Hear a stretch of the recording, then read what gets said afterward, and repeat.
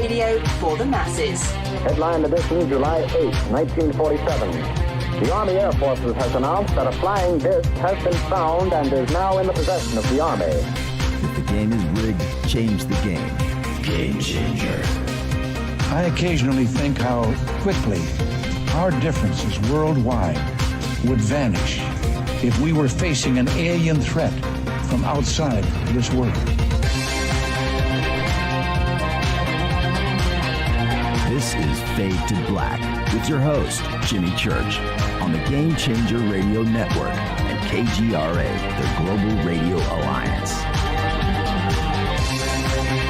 I need your help to get to the year 1985. You are listening to Fade to Black with Jimmy Church on the Game Changer Network.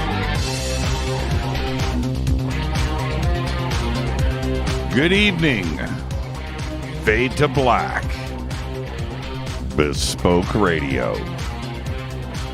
For the masses. Yeah. How you doing? Today's Thursday, October 21st, 2021. 293 days into the new year, only 72 days left. Let's do this, man.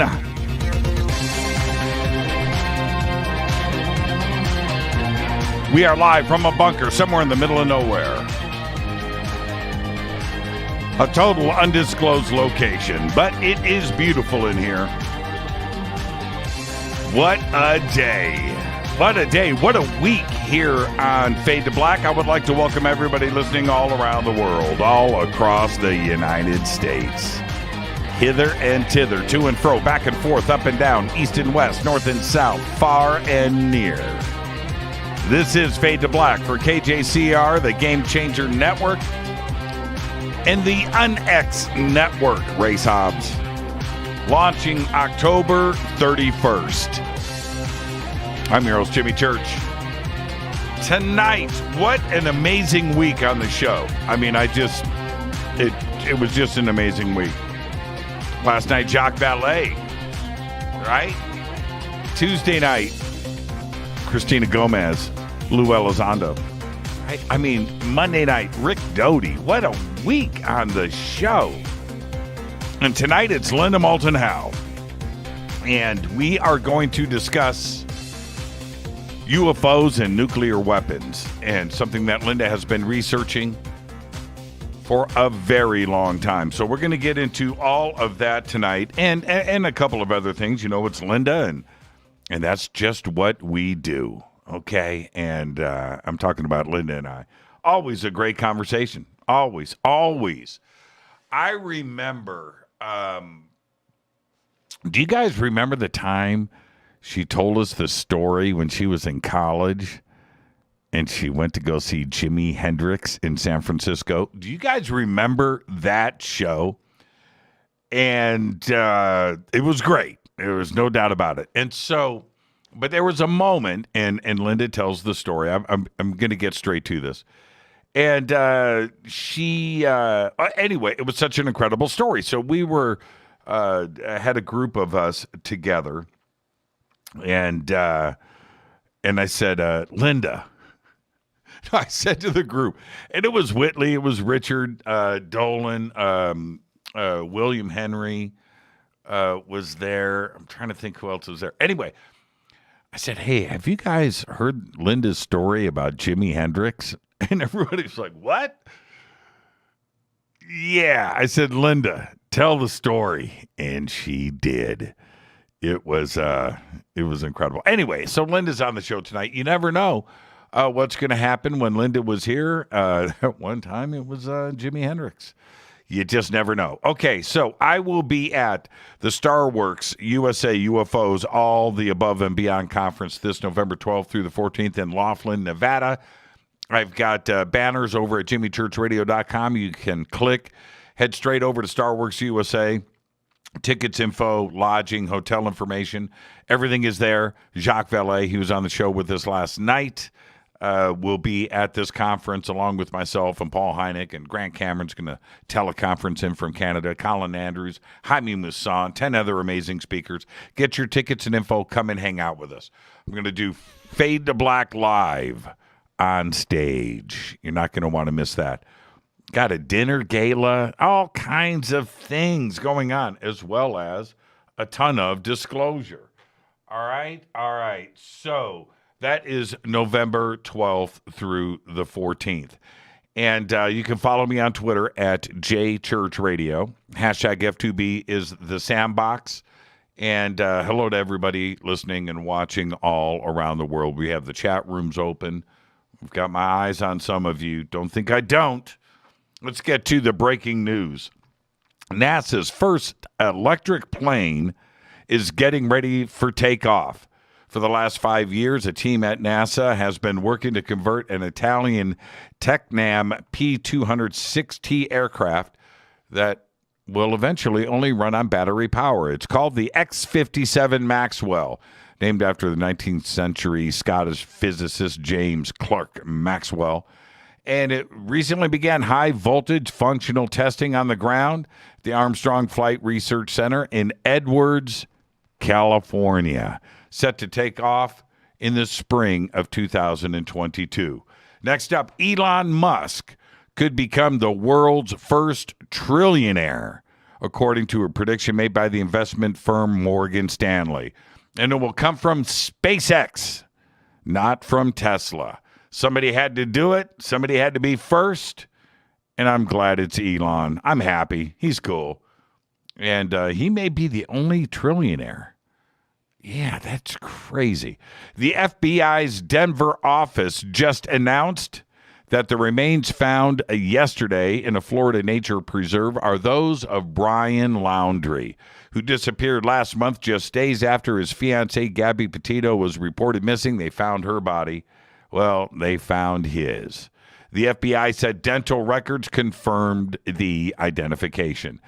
And next up, after nearly a year without rain, it's about to happen. A series, 5 or 6 potent Pacific storms are directed at California this week, focusing on Northern California, potentially bringing as much as a foot of rainfall and up to 3 feet of snow in the Sierra Nevadas. Now, by the end of the weekend, right? Today's Thursday. Today's Thursday. By the end of the weekend, the parade of storms could drop as much as 8 to 12 inches of rainfall in Northern California, and we do need it.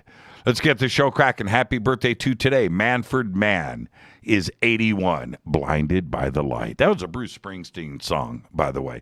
Steve Cropper today is 80, the Blues Brothers and Stax Records, one of my favorites. Elvin Bishop today is 79, Fooled Around and Fell in Love, one of the greatest songs in rock and roll. The Go-Go's Charlotte Caffey today is 68. The Bay City Rollers, Eric Faulkner, is 66. And just a little factoid. Eric Faulkner was Ronnie McMullen's favorite Bay City Roller. He had the posters. More on that in just a bit. Guitar great Steve Lukather today is 64. And our dead guy's birthday today is Carrie Fisher. 1956 to 2016, of course, she will always be remembered as Princess Leia, but she also starred in Shampoo, The Blues Brothers, Hannah and Her Sisters, The Burbs, When Harry Met Sally, and Soap Dish. Well, she was on a flight December 23rd from London to Los Angeles when she suffered a medical emergency, went to the hospital, 4 days in a coma, and then ended up dying at the age of 60 at the UCLA Medical Center. The next day, on December 28th, her mother, Debbie Reynolds, suffered a stroke and died later that afternoon at Cedars-Sinai Medical Center in Los Angeles. There you go. Happy birthday, Carrie. On this day in history, the Guggenheim Museum opens in New York City in 1959. And here's your fader fact. Cruise control. Listen to me. Cruise control in your car, cruise control, was invented in 1948 by a blind inventor and mechanical engineer, Ralph Teeter. He came up with the idea due to being frustrated by his driver's habit of speeding up and slowing down. That's right. Tonight, very special guest, Linda Moulton Howe, is with us. She'll be joining us at the bottom of the hour. But right now, I want to bring on the one and only and the president of the Bay City Rollers fan club, Ronnie McMullen. Ronnie, do you still have all of those Bay City Rollers posters? You're a crack up. Bay City Rollers were okay, but they were never my cup of tea. Man, I love SATURDAY, Night. Man, that was a rock and roll tune, man. It was good, but it just, I kind of have to say I slide my loyalties more to Toto, which absolutely was kind of cool that Lukather's birthday is today. Wow, good call, Ronnie. Good call. And I'm happy, really happy that you pay attention to the show. Steve Lukather is a monster guitar player. Yes. He played on Thriller, right? Michael Jackson. Beat It. That's, Eddie played the solo, right? Yep. Eddie played the solo, but that's Luke. That's Luke. Lukather played with the Tubes. Did he? Yes, he played for a lot of people. I thought he was just a Toto guy, and he was very busy. Yeah, all the Toto dudes were studio guys. Jeff Porcaro, Steve Porcaro, all the Porcaros. That was those were studio veterans. That's why that band was so great. Man, I love Toto. I mean, when you go and you listen to those songs and there those pop things with the hooks in it, and you, as a musician, you really listen to it. As a musician, you say to yourself, I suck. Right? Yeah. You do. I doubt that. You Jimmy do. Church, the guitar player. No. Toto. I have to say, Lukather's very impressive. Yeah, Toto was a band's band. That was just one of those things. I'm serious. As a musician, you wonder how you write songs that great, and Toto represented all of that. So what's up, my friend? What's going on in your world? Well, once again, the T-Car won first place, so I'm excited about that. I have to share that with all the Fadernauts. And where was the race? Primm, Nevada. Wait, I was supposed to go to Primm. I thought it was in December. December is Laughlin. Okay, I'm just confused. Okay, so you guys were back in Primm, Nevada. Nevada, we just raced last weekend, right. Won first place over the trophy trucks, over everyone. First overall, first in class. Now, how is this possible? Are you guys cheating? Well, are you guys cheating? I have to say, I put it to Connor, the driver, and actually Kevin too, the builder of the car. He's very anal about building the car, so it's just everything has to be perfect. And Connor is just an incredible racer. They're saying he's the next Robbie Gordon. Well, look, I'm excited. But wait, this is like going to a Formula One race, right? And on the dirt, yeah, and some street car comes in and beats Ferrari in Formula One. It's when you're taking out trophy trucks, when you're a class below, something smelly here, man. You guys are, it's just too good. It's too good. Is he light? Is he light in the loafers, right? The car's a lot lighter than the truck, but the truck has more horsepower. Some of those trucks are running 1,100 horsepower. Right. Our car's running 550, 525, something like that. Yeah. So we're running half the horsepower. We are lighter. But even the pros are acknowledging Connor's driving techniques. Wow. And saying he's got a gift. Wow. And so wow. It's kind of exciting to be connected with him. It's so impressive. It's just so impressive. You got to be so proud, and that is just cool. And it goes all the way back to, I can say I remember when. I remember when you made that phone call. You called me. You go, Church, I'm going to sponsor a racing team. That when it was an idea. You remember that? Yeah, I do. And now, I mean, Jimmy, 3 races in a row, first place. 3 races in a row. That's just crazy. Yeah, it is. It is. I think that the officials need to check out the pressure in the tube in your roll cage. I think you guys are running nitrous. That's what I think. You're running nitrous in the. I just made that up, but it sounded good. And actually, In-N-Out Burger and get the tea. Yeah, it sounded like a good idea. Pressurize the roll cage. Instead of having nitrous tanks, you just have it in the roll cage and nobody knows. Nobody knows. Wow. Yeah. Can you be a supervisor, Jimmy? I know, right? I like that idea. So, Ronnie, Life Change Tea, again, one of the great companies in the world. You've been running this for a very long time, and you're very concerned about the health of not only this audience, but the world, and you're trying to do your small part. What's going on with Get the Tea this month? Well, good things and bad things. The good thing is I'm going to propose another sale. The bad thing is our product is getting limited sometimes because of the stupid shortage supplies. Right. So it's actually happening to us too, and I'm pretty good at ordering and making sure that we've got our stuff, but the Allison Advanced, I think we're very limited on that. I mean, there might be a few bottles left, but some of the stuff that really, really, really builds your immunity is really flying off the shelf. And good. I'm glad, because we live in a crazy world. So I'll go ahead and just blow the doors on the sale.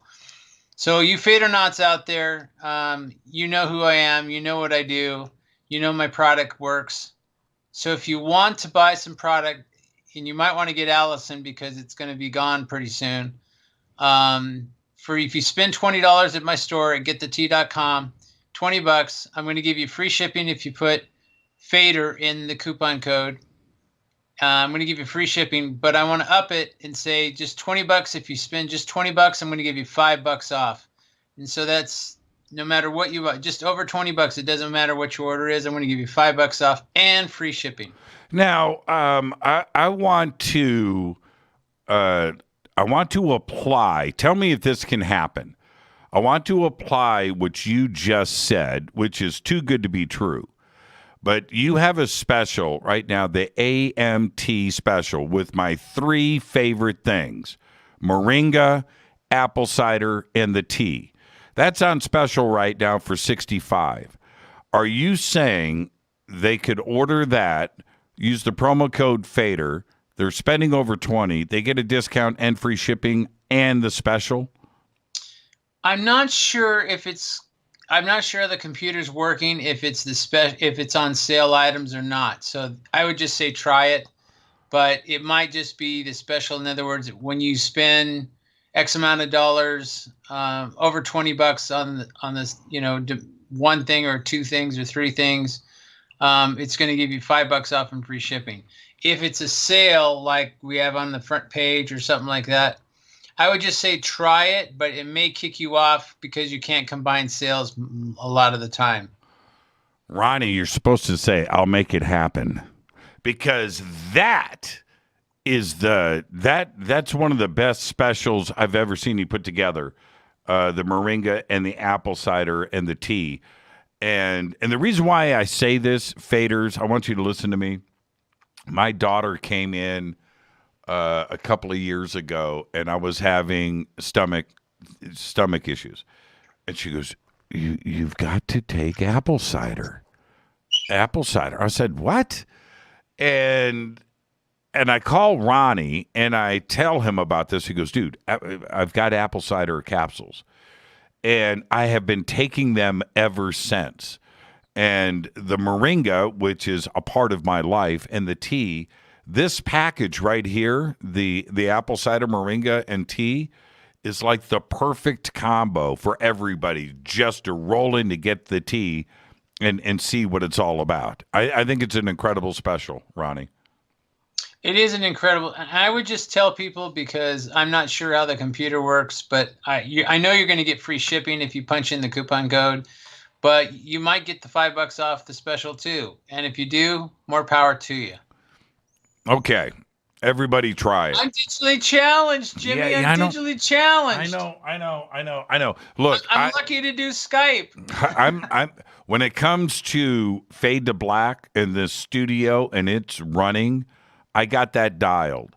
When it comes to everything else, my website, this, that, ordering, the streaming, numbers, plug-in, all of that, I deal with none of it.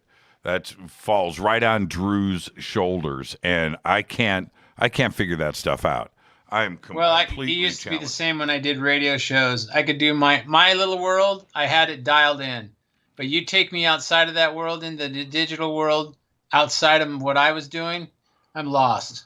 And can I ask you about a Vision Quest and this special here? Because I have never taken grapeseed extract.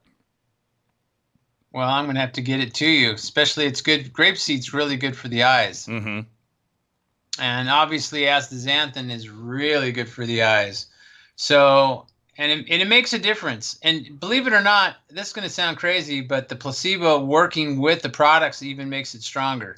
In other words, when you believe that whatever you take is going to work, I've got a guy that just told me today he's lost a lot of weight by drinking the tea. And I was excited for him. He was pretty excited. So I think, wow, this is great. It was, and we get these emails where people talk about what the tea or what products have done for them.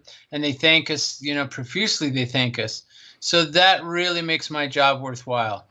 The tea has changed my life.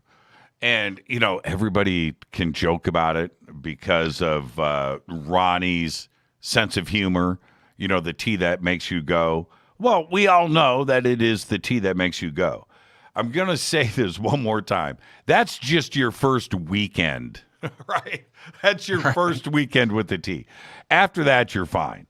But it also works as making you go with energy. It everything about it. When I know there's something, because I've been drinking it for years now, your brain chemistry starts firing when you pour a glass of the tea.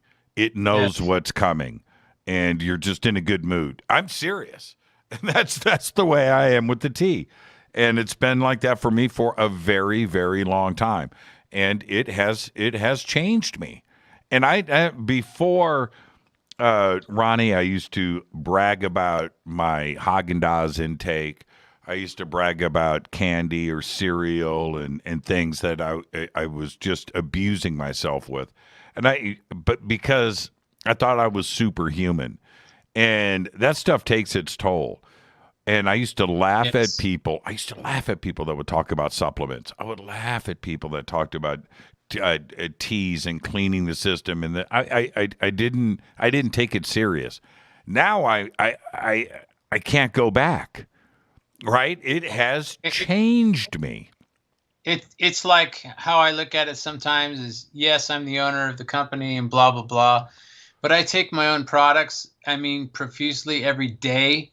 And it's getting to a point, not going into anything crazy subject-wise, as a live or die situation. You're either going to go down road A that could lead you to the death, or you could go down road B and do the best you can. And with all the chemicals, all the different things going on in our air and our water, in our foods, man, I want that road that's non-pharmaceutical for me.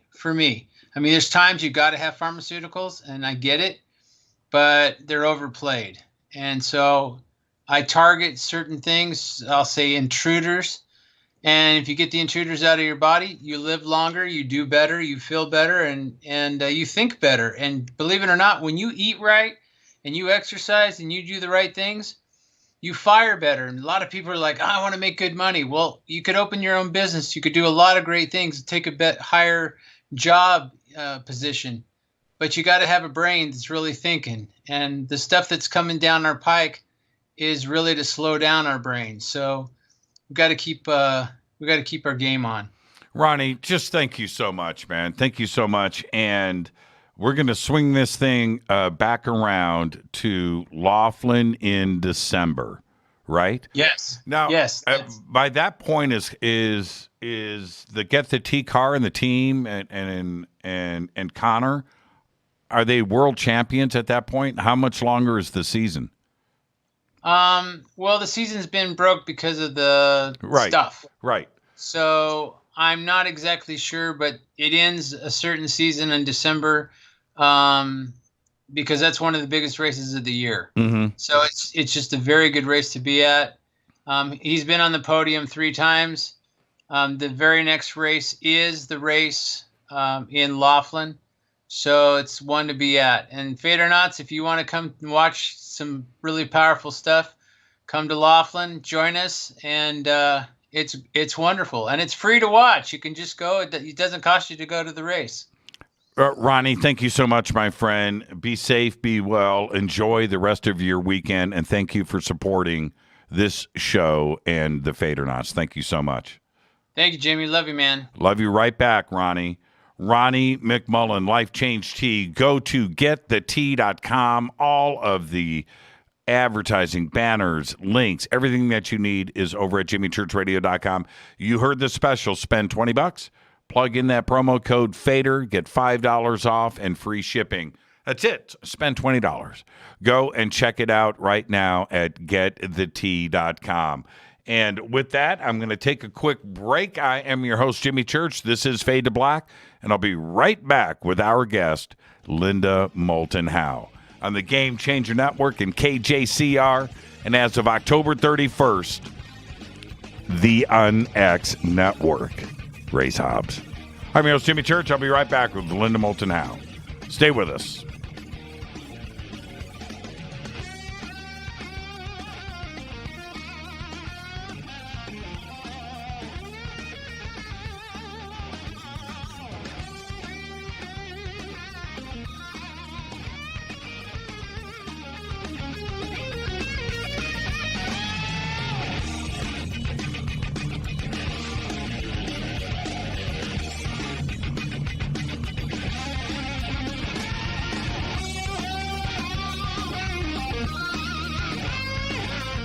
This is Nicole Church, daughter of you-know-who, and you're listening to Fade to Black on jimmychurchradio.com and the Game Changer Network. You're listening to Jimmy Church, Fade to Black. Fade to Black will now pause for alien identification. The station that talks the net. Introducing the Game Changer blend from River Moon Coffee that delivers a customized blend made specifically for the Fadernauts. If the game is rigged, change the game. It's a bolder cup with some bite. Game Changer is the coffee of choice for those that prefer an organic dark roast that is slightly lighter and milder, but it's still dark. With wild notes of pecans and chocolate with a rich, balanced, full-bodied cup that is roasted to perfection for a great coffee to start your day, as an after-dinner coffee or anywhere in between. Artisan, small batch roasted to perfection. USDA certified organic, all River Moon coffee is freshly roasted and packaged in the USA. Just go to rivermooncoffee.com or click on the banners over on our site and use the promo code F2B Blend for 15% off of your order today. rivermooncoffee.com. This is the only way forward. This is Fade to Black. Make contact. This is Jimmy Church of Fade to Black, and you can get our podcast for just $2 per month. All you have to do is click on the podcast banner over at jimmychurchradio.com. Hi, folks. It's troubling times, and fear is pushing emotions, which in turn pushes health the wrong direction. Do you ever get an ache because life is uneasy? Try Life Change Tea at getthetea.com. Life Change Tea works on your digestive tract, helping to move food through quicker and comfortably so your health is spot on. Life Change Tea may not help with world issues, but it will help with your digestive issues. A glass a day helps keep the intruders away. So, change your life today. Log on to getthetea.com. That's getthetea.com. If your health game is off, get on by ordering Life Change Tea. Getthetea.com. And while you're on our site, look around at the great non-GMO organic supplements. And if you're a sales shopper, go to our specials page and see what's for you. I've been drinking the tea for 12 years, and I'm sure glad for its health benefits. Again, that's getthetea.com. Getthetea.com. The tea that makes you go. Fadernauts, when you think about the future of our country and where we're headed, do you wonder about the food supply? I do. Disruptions in the food supply chain could be disastrous, and they usually occur with little warning. That's why the smartest thing you can do today is to stockpile emergency food, water, and other essentials. I personally recommend My Patriot Supply. They're the nation's largest emergency preparedness company, serving millions of customers for more than a decade. In fact, they're the only source my family trusts for our preparedness plan. You should too. Right now, save 20% off a full 4-week supply of delicious meals that provide 2,000 calories a day. Saving 20% helps too, doesn't it? Especially now. So go to preparewithjimmy.com and get ready. That's preparewithjimmy.com. There's no time to lose. Do it now. 9 out of 10 geneticists agree. Fade to Black is not your father's radio show on the Game Changer Radio Network. Hi, this is Rob Reiner from Anvil, and you're listening to JimmyChurchRadio.com. What's up? I'm Chris. What up? This is Kyle Massey, and you're listening to Jimmy Church Radio.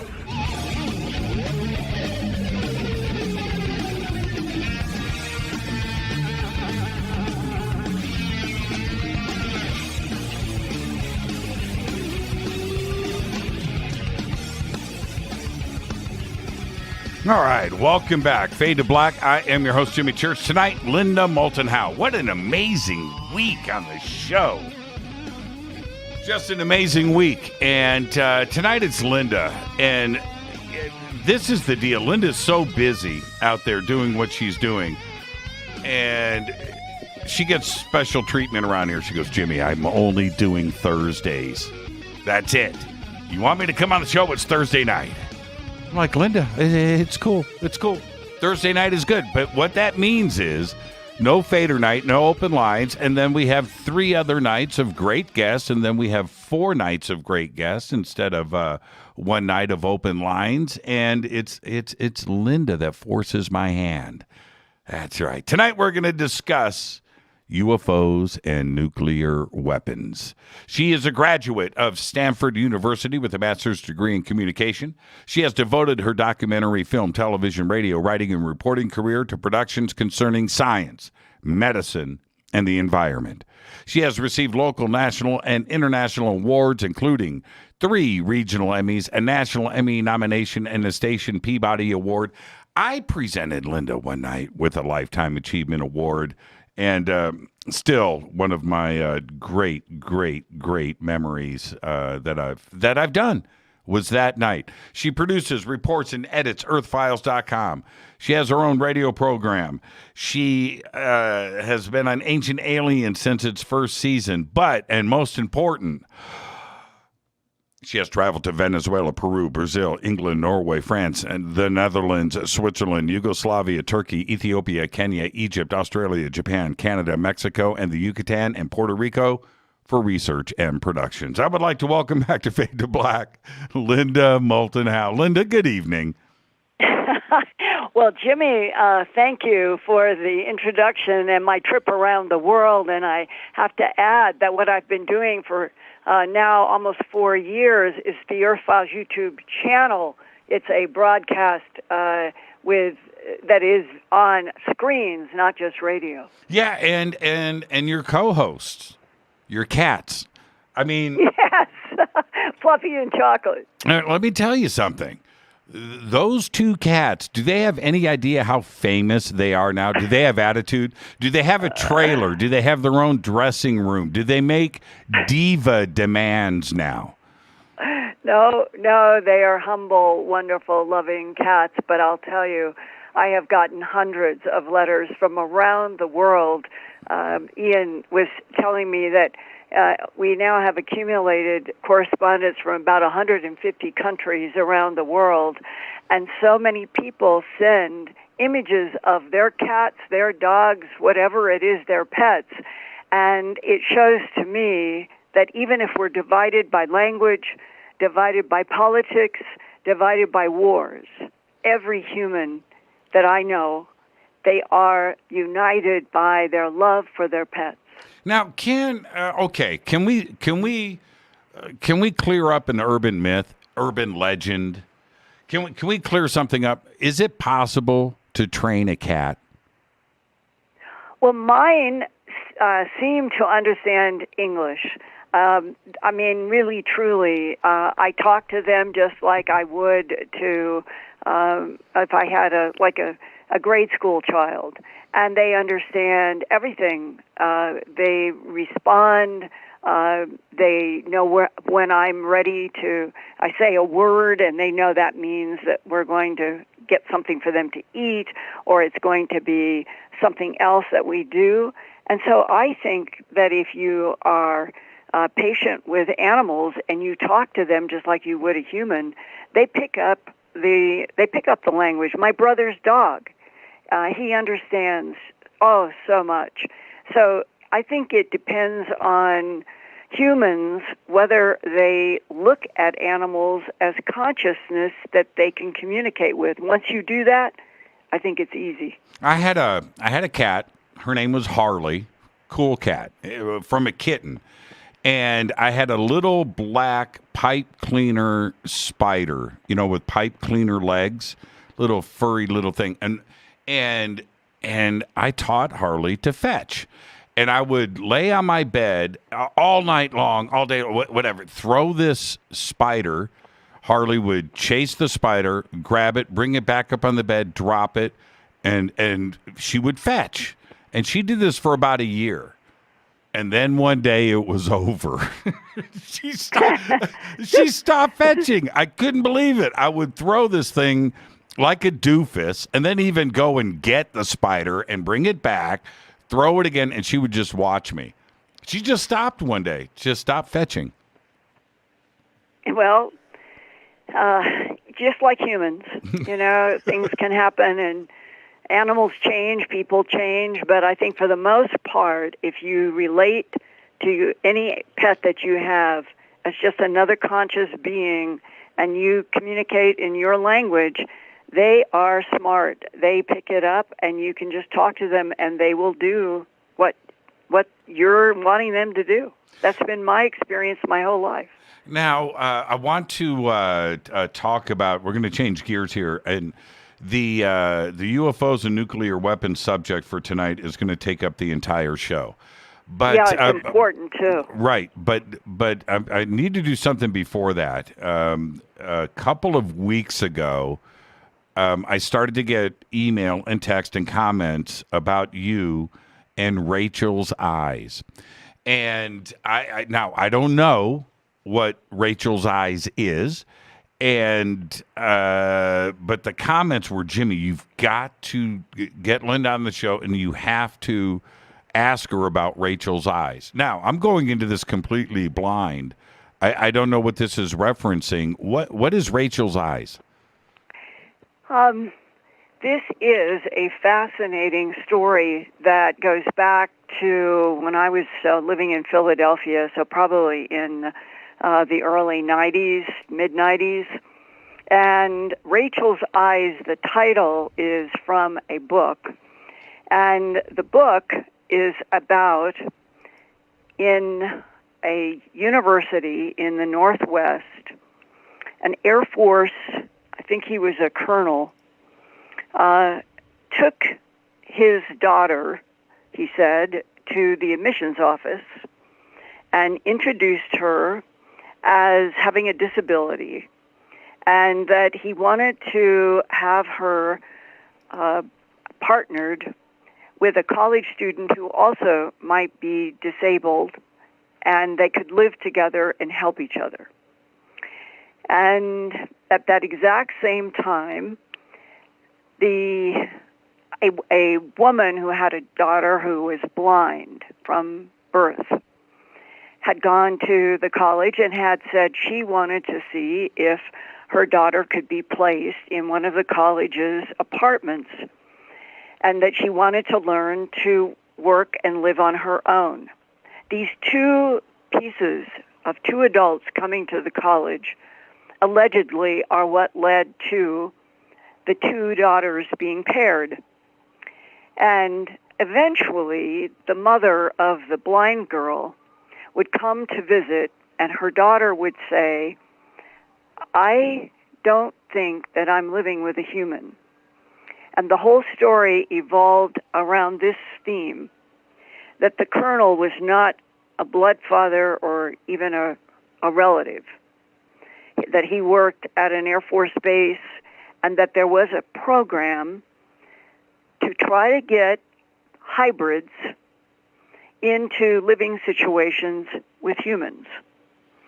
And Rachel's Eyes, that is the title that grew out of the blind daughter saying that the other roommate, who she thought was an E.T., had green eyes, according to the mother who met and saw her, and that Rachel's eyes were something that the mother said you could tell she was not human.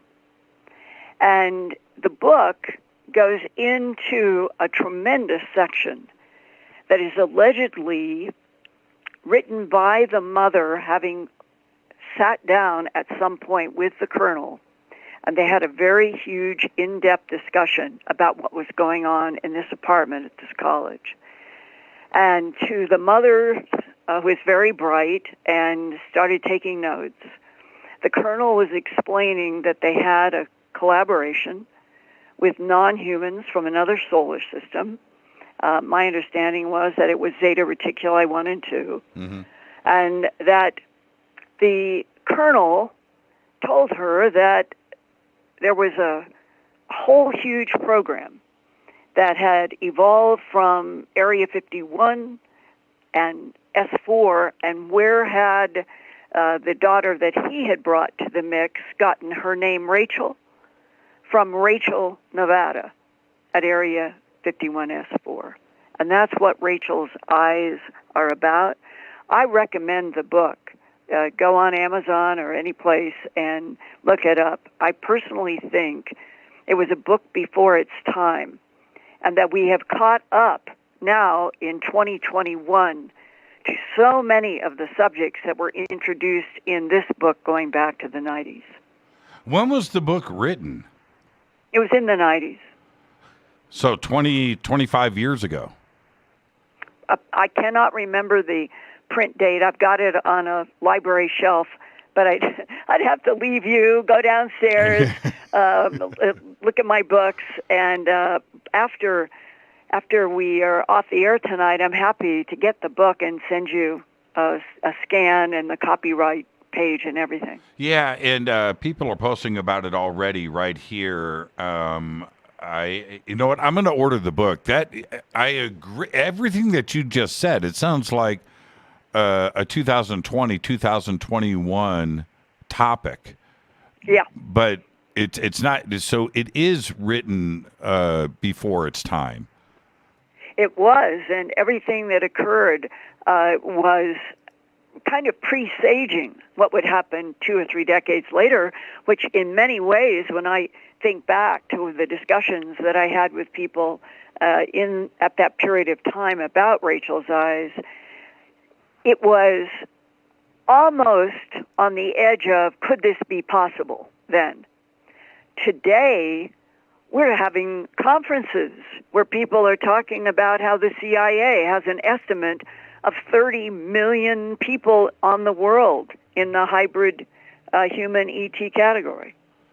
This, I want to read this book. I'm reading through some of the comments about it, and it's got some extremely high ratings and great reviews.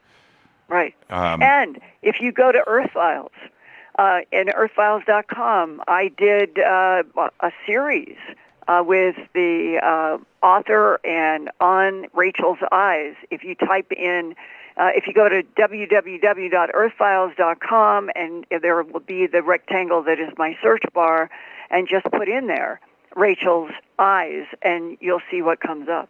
I'm searching right now. I'm literally at earthfiles.com. Rachel's eyes.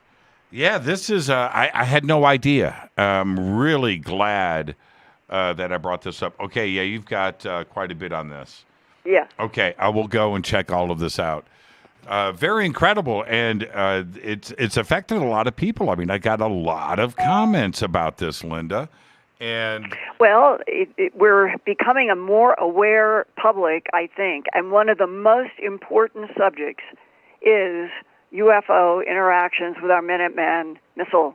And it is probably, Jimmy, of all of the things that have been presented that has hard evidence, such as radars and documents and everything, it is what has happened in the United States, at least, in terms of documented and military whistleblowers who have talked about going all the way back to 65 or earlier and all the way up to just 2018, just a couple of years ago. And it is astonishing to me, as much as I have heard and I've been able to talk with whistleblowers, they are convinced this is what proves that we are not alone in this universe, that the technology that has been demonstrated at the missile sites by round, huge football field diameter, and that's what usually is described, orange, red, glowing, and demonstrating that those UFOs can do anything they want to our missiles. But it appears that it's not a destructive thing. They may be trying to protect us from ourselves. Do you think that part of this, and certainly through your research, when we have somebody like Bob Salas, who is just a stand-up great individual, you can look at his face and go, "This guy is who you think he is." But Robert Hastings and others that have brought this subject, or have tried, I should say, to bring this subject forward, and other, not only, if you want to classify it as whistleblowers, but other people of the military that have been present here, and you've interviewed so many of them, that this is something that the government just does not want discussed. And I don't understand why, because it could be the most positive way to introduce non-humans who appear to be allies, who seem to have some vested interest in protecting us, meaning they have shut down missiles. And it's been like a demonstration, as Bob would say, that they can do this, and that they are basically making it clear you're not going to launch these. And that ties to, now we flip to the abduction side, over and over is this message from people in the human abduction, that the non-humans say, you do not understand other dimensions that you tear into when you explode an atomic bomb or a hydrogen bomb. That would explain vested interests in preventing atomic and hydrogen bombs from being exploded on the Earth, at least since 1945. And that might be, ironically, that those atomic bombs, the test at White Sands Trinity in July of 1945, followed in August by Hiroshima and Nagasaki. Hiroshima, one of the statistics, is 80,000 humans were instantly incinerated.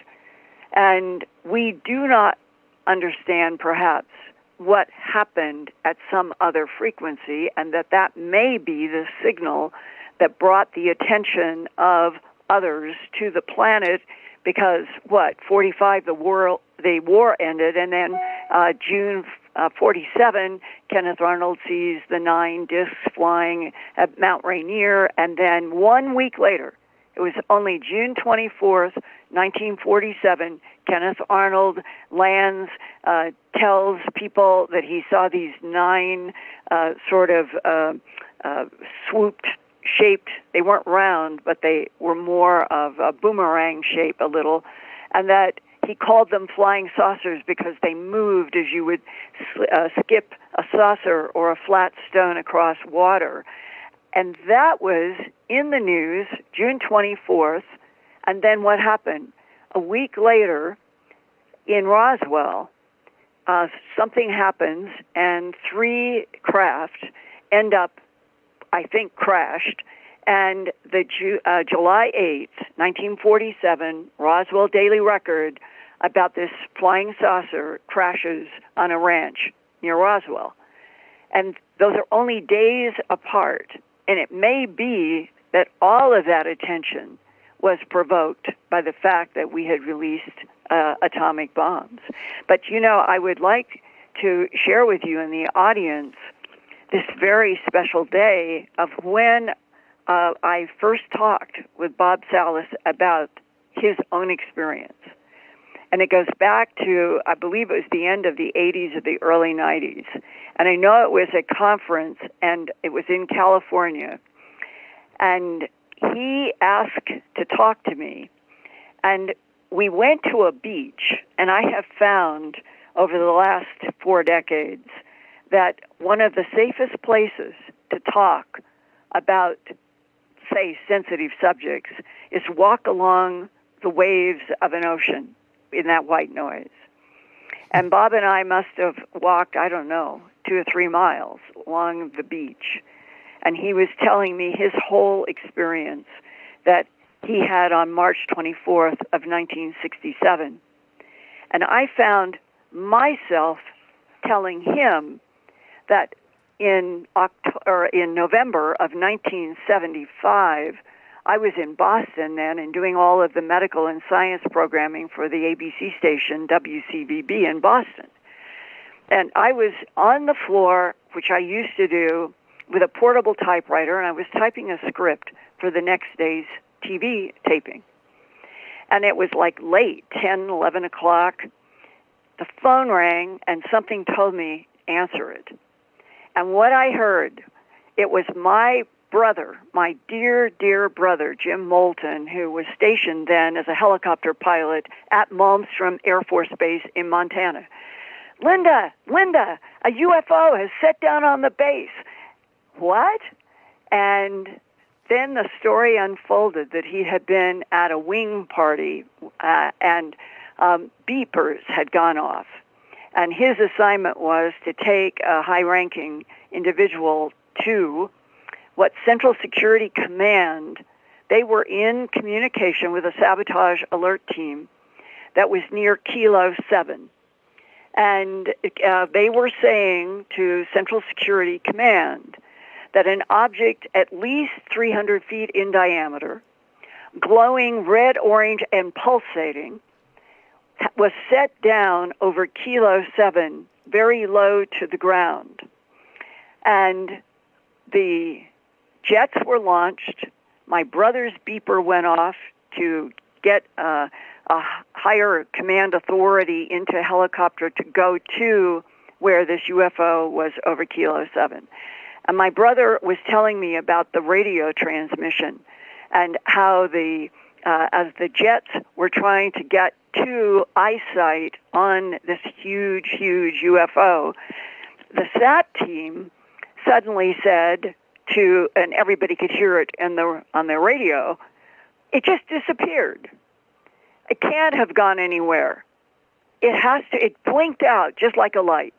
And how many of us have heard that hundreds of times in abductions and other military eyewitnesses of all kinds of things, how these huge craft can just blink out like you shut off a light.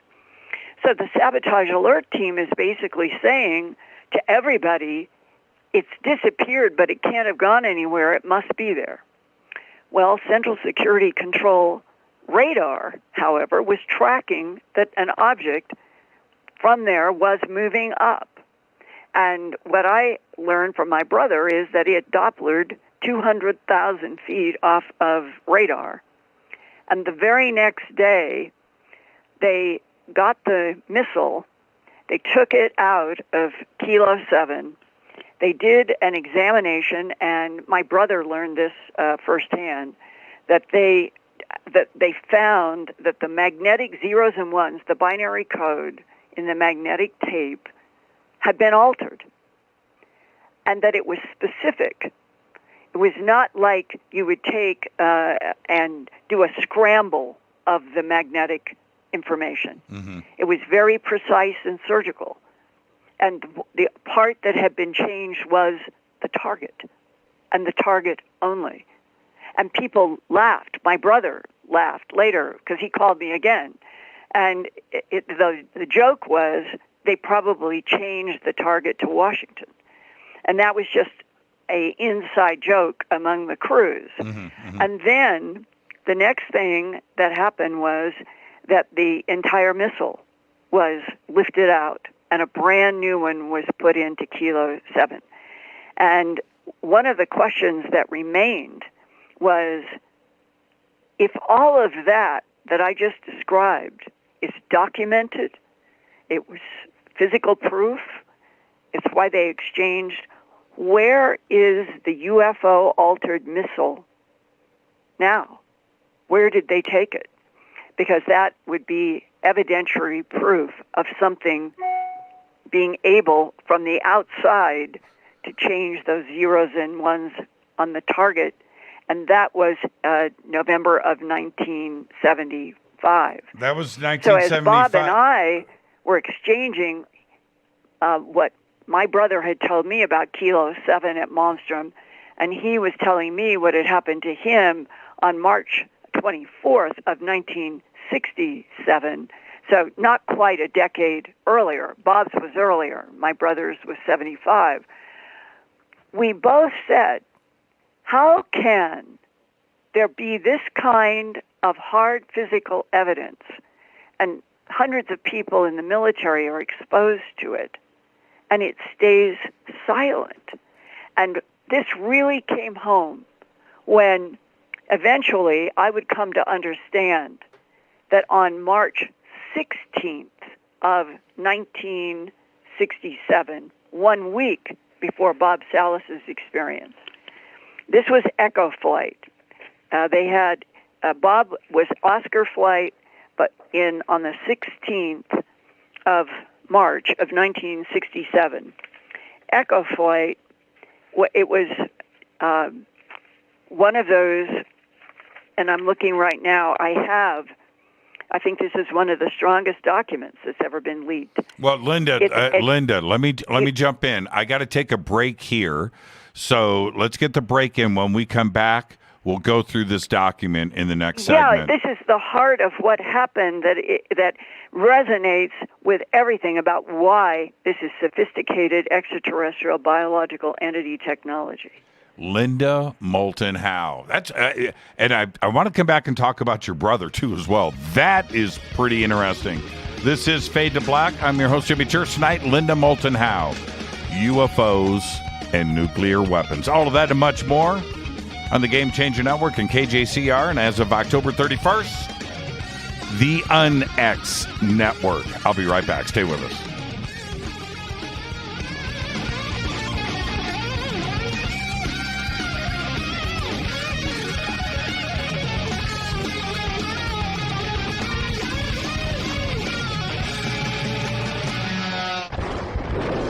This is Fade to Black with Jimmy Church on the Game Changer Radio Network.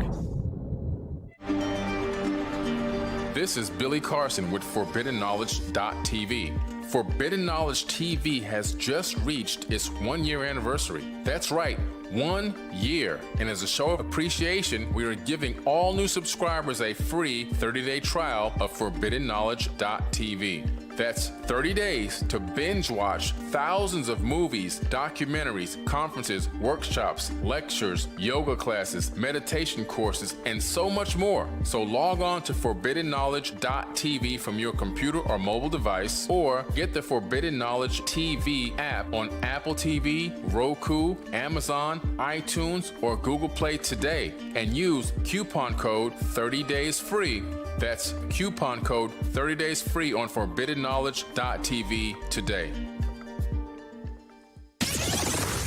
Because you never got that pony you always wanted. Damn it.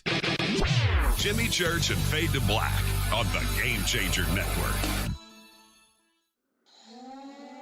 Listen, I know, and you know, that you've always wanted your first crystal skull. Or maybe you're a collector just like me, but you just don't know where to go to find the real thing.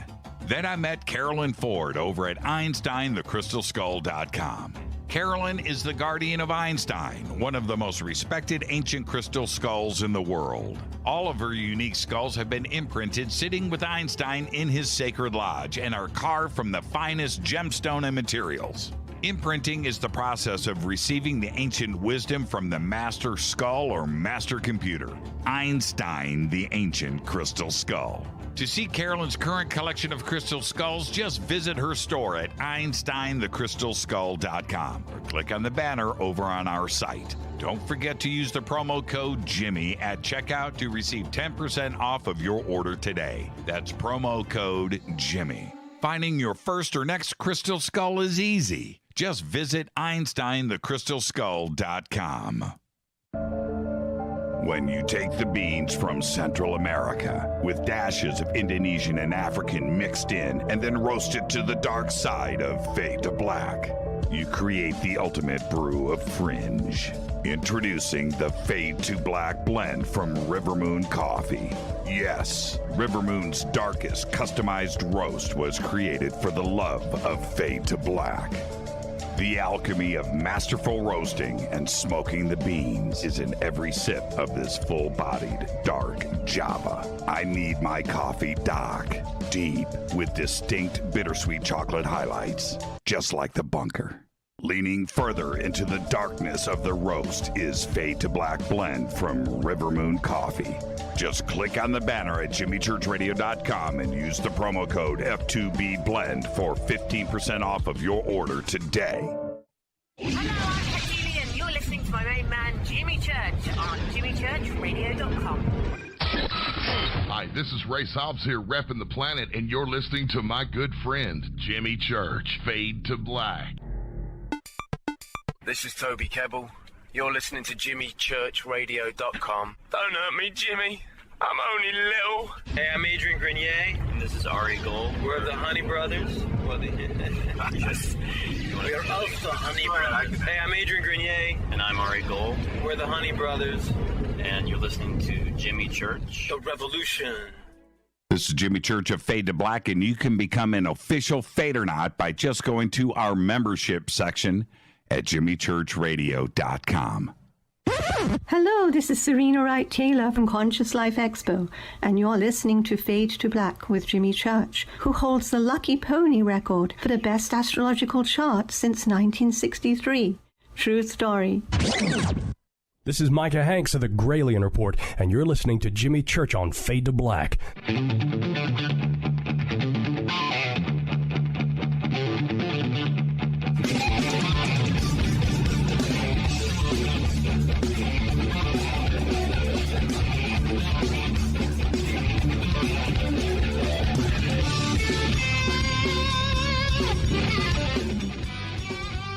Welcome back, Fade to Black. I am your host, Jimmy Church. Tonight, Linda Moulton Howe. UFOs and nuclear weapons. And I need to do a recap with the audience here.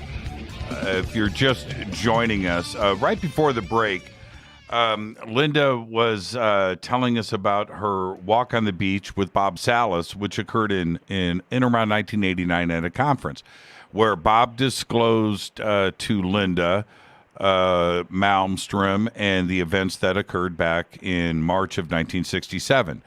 But what Linda also let us know is that her brother called her, and who was stationed at Malmstrom, about an event that happened in 1975. There's a UFO here.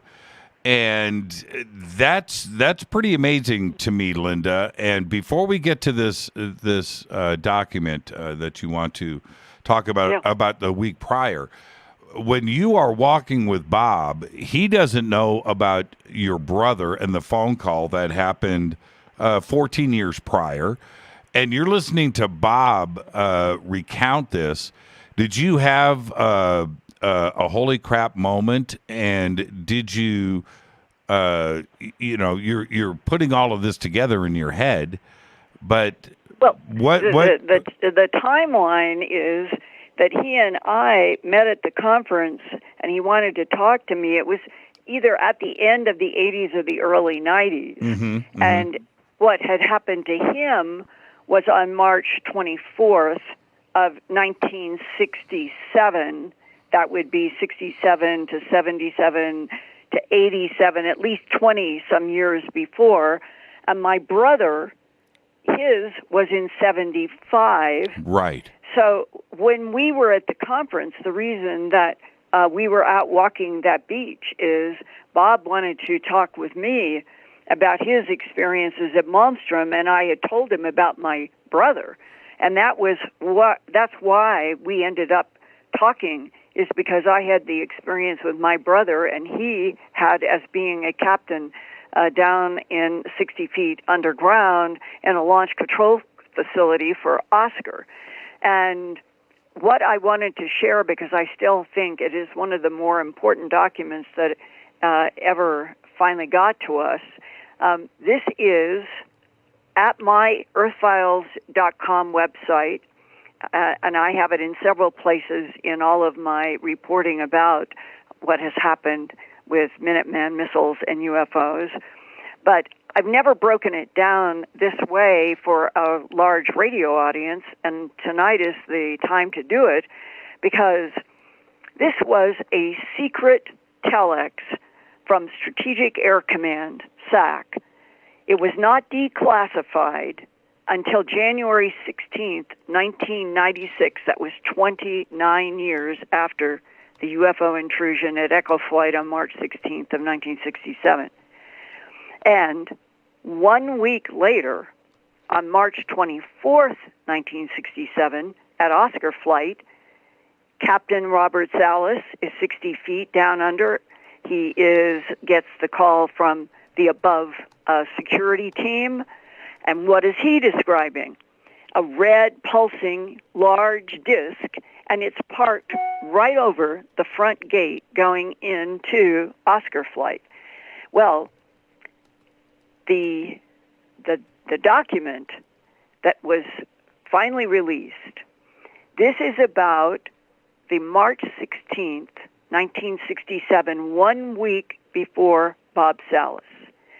And for everybody to keep in mind that the bit I'm going to read to you now is literal from this secret document. And it is about the March 16th shutting down of the 10 missiles there.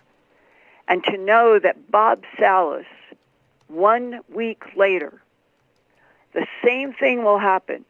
And nobody had been told. Okay, listen to this. So this is from SAC, and this is going to Hill Air Force Base, Utah, Malmstrom Air Force Base, Montana, Boeing Company in Seattle, Washington, Norton Air Force Base, California, and to DJ Downey, Minuteman engineer, Boeing Company. They built the Minuteman missiles. Subject, loss of strategic alert, Echo Flight, Malmstrom Air Force Base. Quote, all 10 missiles in Echo Flight at Malmstrom lost strategic alert within 10 seconds of each other. That is one missile and another missile and another missile every second for 10 seconds. Down, down, down, power down, power down, power down. So in 10 seconds, 10 missiles had been taken down in power.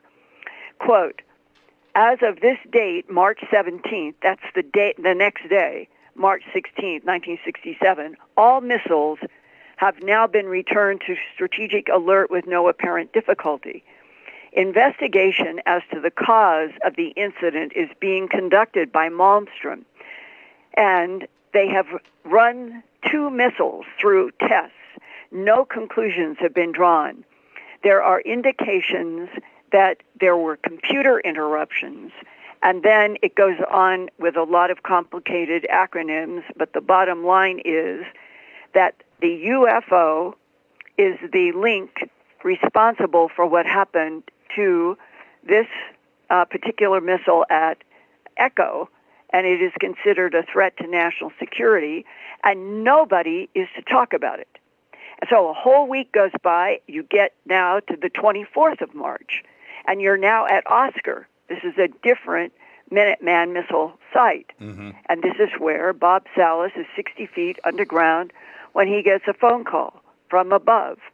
And as he has told me in a recorded interview just this past week, going over it again for my Earth Files YouTube channel, that he's listening first to a voice that is relatively calm and is saying, there is this large, red, pulsing, round object right at our gate, and hangs up to answer a question that Bob asks, and then calls back, and as Bob said, he was crying, he was screaming, he was scared, and the upshot of it was that then Bob Salas, also 60 feet underground, not knowing anything about what had happened to Echo the week before, his missiles, one after another, a second apart, 10 missiles go down. That means in 1 week at Malmstrom Air Force Base, at Echo Flight, and at Oscar Flight, 20 Minuteman nuclear missiles, one at a time every second, went out of power, and both were with the presence of a UFO. Now, Bob gave me some people to try to run down and talk to in that walk on the beach. And eventually, I was living in Philadelphia when I made this phone call, and I was in Philadelphia from about 1991 till 2004. And I was able to talk with one of the Boeing engineers directly. And when we went over this document that I just read that one paragraph from, and when we talked about what had happened at both Echo and Oscar Flight 1 week apart, the Boeing engineer said to me, it was on the phone, he said, "It is not possible. What has happened is impossible. We did not build any system in which a nuclear missile, 10 of them, could be taken off 1 second, 1 second, 1 second, 1 second, 10 times. And therefore, from our point of view, we are dealing with a technology that had the ability to do something that we don't understand, and that we did not build anything that could do that." That always impressed me to the nth degree, because it was an engineer who was himself completely baffled by what had happened at the technical level. And then the more you study what has happened, or you get whistleblowers, you realize that at the 60s and the 70s, we had Minuteman missiles in Montana at Great Falls, in F.E. Warren at Wyoming, with a region that went into northern Colorado. We had them in Minot, North Dakota, in Ellsworth Air Force Base, South Dakota, part of F.E. Warren going into Nebraska, and for a while there were some at Whiteman Air Force Base in Missouri. Today, all of those missiles we're down to 400 Minuteman IIIs, and they are in 3 areas. They are still Malmstrom, still at F.E. Warren, and still at Minot. And when you look at how important they are to national security and the world that we live in, and you go back, how far do these UFO intrusions, how far back have they taken place in our country? And what is, to me, I keep getting different reports from different people and then I end up with documents. And there is one that goes back to August of 25, 1966 in Minot, North Dakota. And this is one in which, in fact, I will go first to August of 65 because that's the oldest one. And it is extremely interesting that on August 1, 1965, at Warren Air Force Base, there was a Captain Howell in the Air Force Command Post, and he was seeing UFOs in the sky, and he called Dayton, which would be Wright-Patt, and Defense Intelligence Agency in Washington, and reported to Strategic Air Command that at 3 o'clock in the morning that they were seeing a white oval UFO directly overhead, and that it was doing a high rate of speed, doing all kinds of geometries in the sky, had oval and white with white lines on its side, very strange, a flashing red light.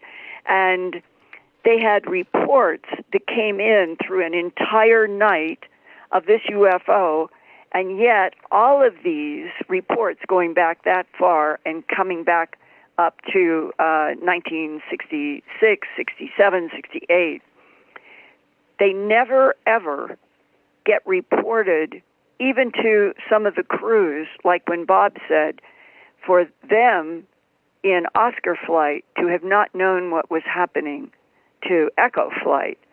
This was a comment both on, I guess, how astonished the Department of Defense was about what was happening in their top secret nuclear missiles, but that it was also considered to be a threat for humans to talk about it.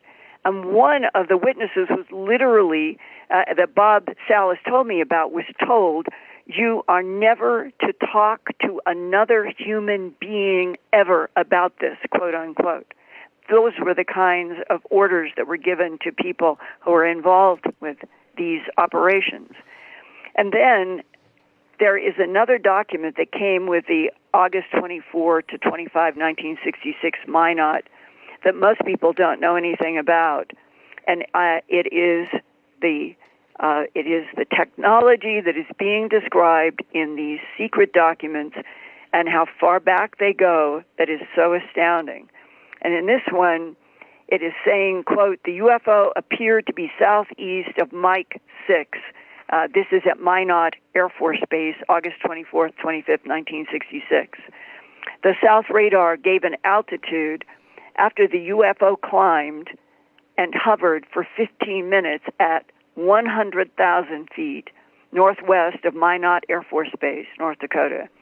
At this time, a strike team reported the UFO descending, checked with radar site that also verified this, and then the UFO began to swoop and dive.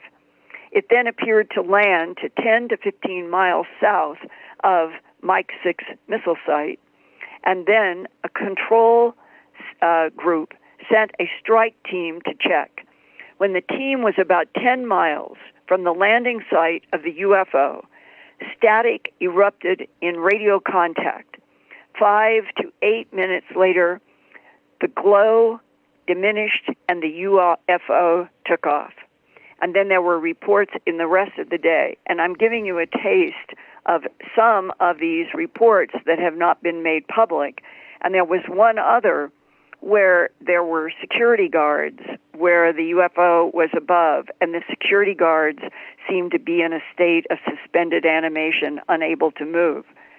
All of this is a huge history from 1965 at least, if not earlier, right up to there have been other intrusion stories as recently as 2018.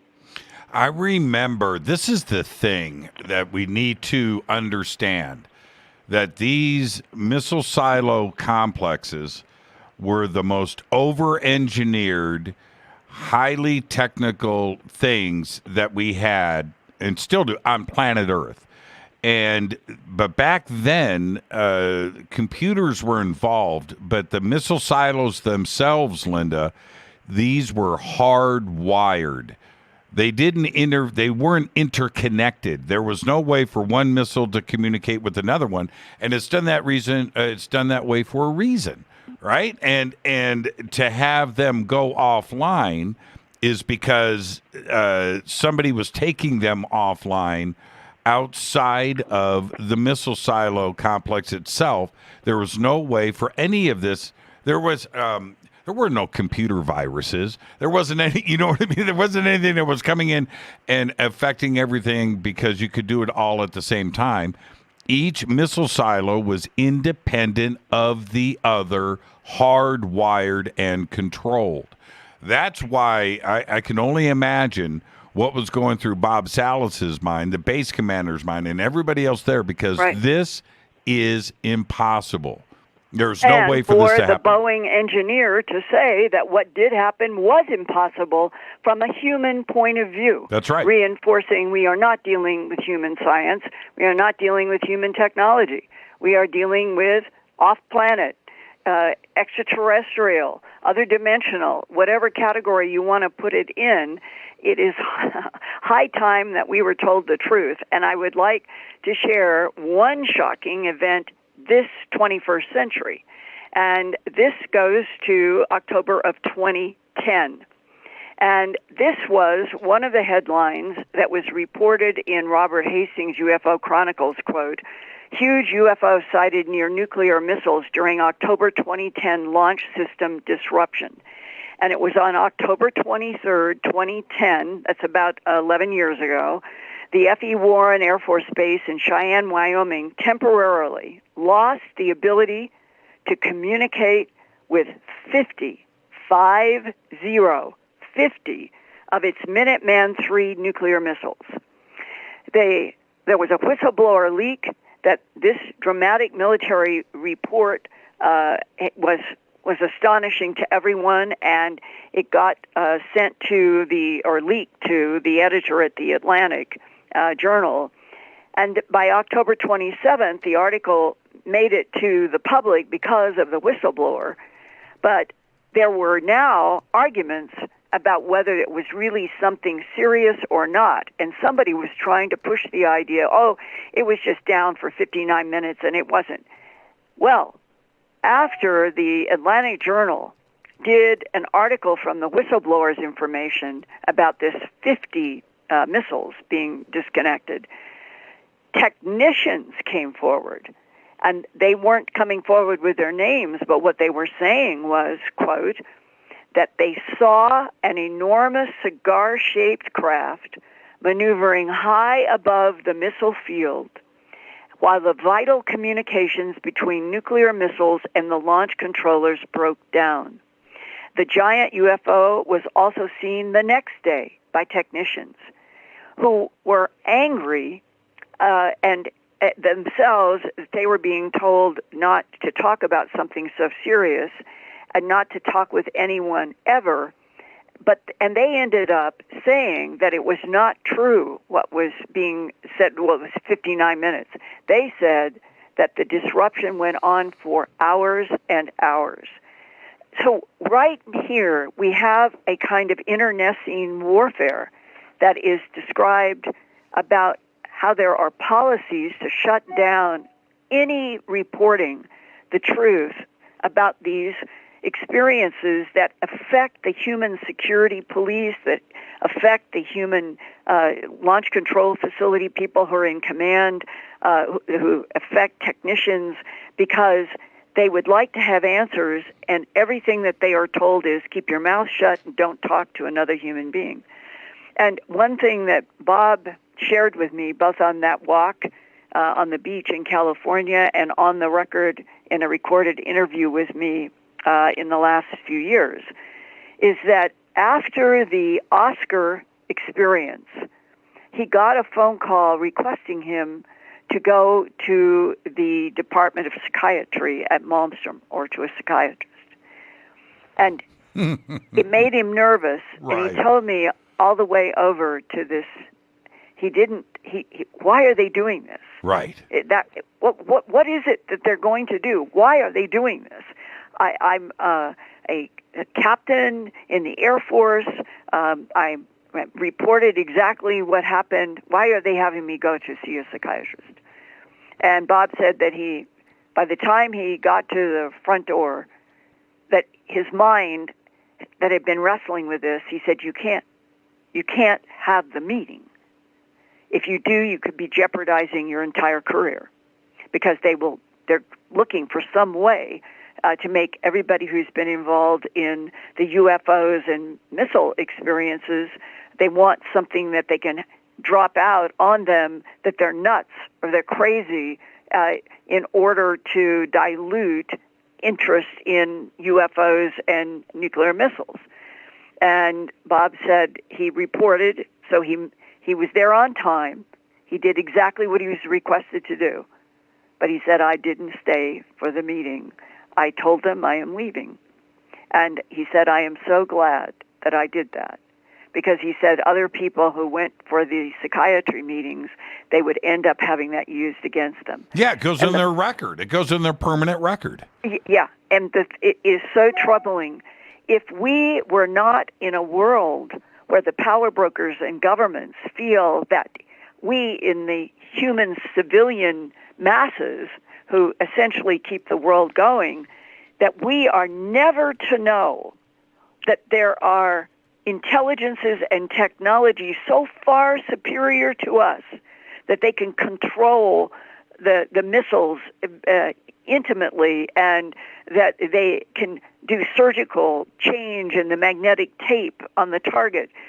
All of it is technology beyond what we ever had at those years. And the idea that the power brokers of Earth would be so threatened by thinking that if they introduce to humans in general the idea that there's other life, other intelligence, and that it's very advanced, that somehow, I guess that's their worry, that they will then lose their control on the human masses. And when you think about this, of how many policies of lies and denials have emerged and controlled so much of the planet because of power broker fears that being introduced to extraterrestrial biological entities who might have the answers to all of our energy needs, who might have all kinds of gifts to give us, that we constantly are in a state of war and tribal territorial skirmishes to war, because there is so much fear of the power brokers losing their hands on the throat of humans in the earth. And until that changes, and we are finally introduced to what I understand, that there are civilizations in the Milky Way galaxy that have some vested interests, probably because they're the ones who manipulated DNA in already evolving primates. And they have a vested interest in protecting, and that we have had protection to a point. But we are our own worst enemies. It's got to change, and we're going to keep talking about this when we come back after this short break. Linda Moulton Howe, the very best. More on this, UFOs and nuclear weapons, when we come back after this short break. I'm your host, Jimmy Church. This is Fade to Black. Stay with us.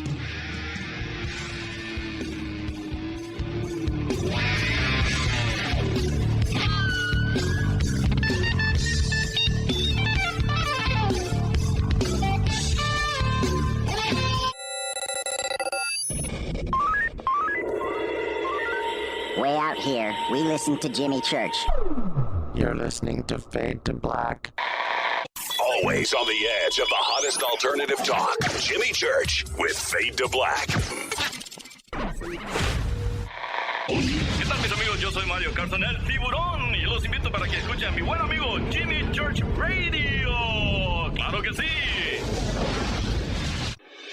Fadernauts. When you think about the future of our country and where we're headed, do you wonder about the food supply? I do. Disruptions in the food supply chain could be disastrous, and they usually occur with little warning. That's why the smartest thing you can do today is to stockpile emergency food, water, and other essentials. I personally recommend My Patriot Supply. They're the nation's largest emergency preparedness company, serving millions of customers for more than a decade. In fact, they're the only source my family trusts for our preparedness plan. You should too. Right now, save 20% off a full 4-week supply of delicious meals that provide 2,000 calories a day. Saving 20% helps too, doesn't it? Especially now. So go to preparewithjimmy.com and get ready. That's preparewithjimmy.com. There's no time to lose. Do it now. So, you love talk radio? Then you'll love TalkStreamLive.com. TalkStream Live is always on, 24/7 with the best streaming talk shows. Find your favorite talkers and discover some new ones. It's free, readily available online or on mobile with any smartphone or tablet. Finding your favorite talk shows all in one place has gotten a whole lot easier. Just go to TalkStreamLive.com. Be sure to download the free apps from Google Play or the iTunes App Store. You listen to us, and we listen to you. And so does the CIA. You are listening to Fade to Black with Jimmy Church on the Game Changer Network. Oi, oi, I'm Reese Evans. You're listening to Jimmy Church. This is Revolution. The revolution will not be televised. The revolution is on radio. Ciao.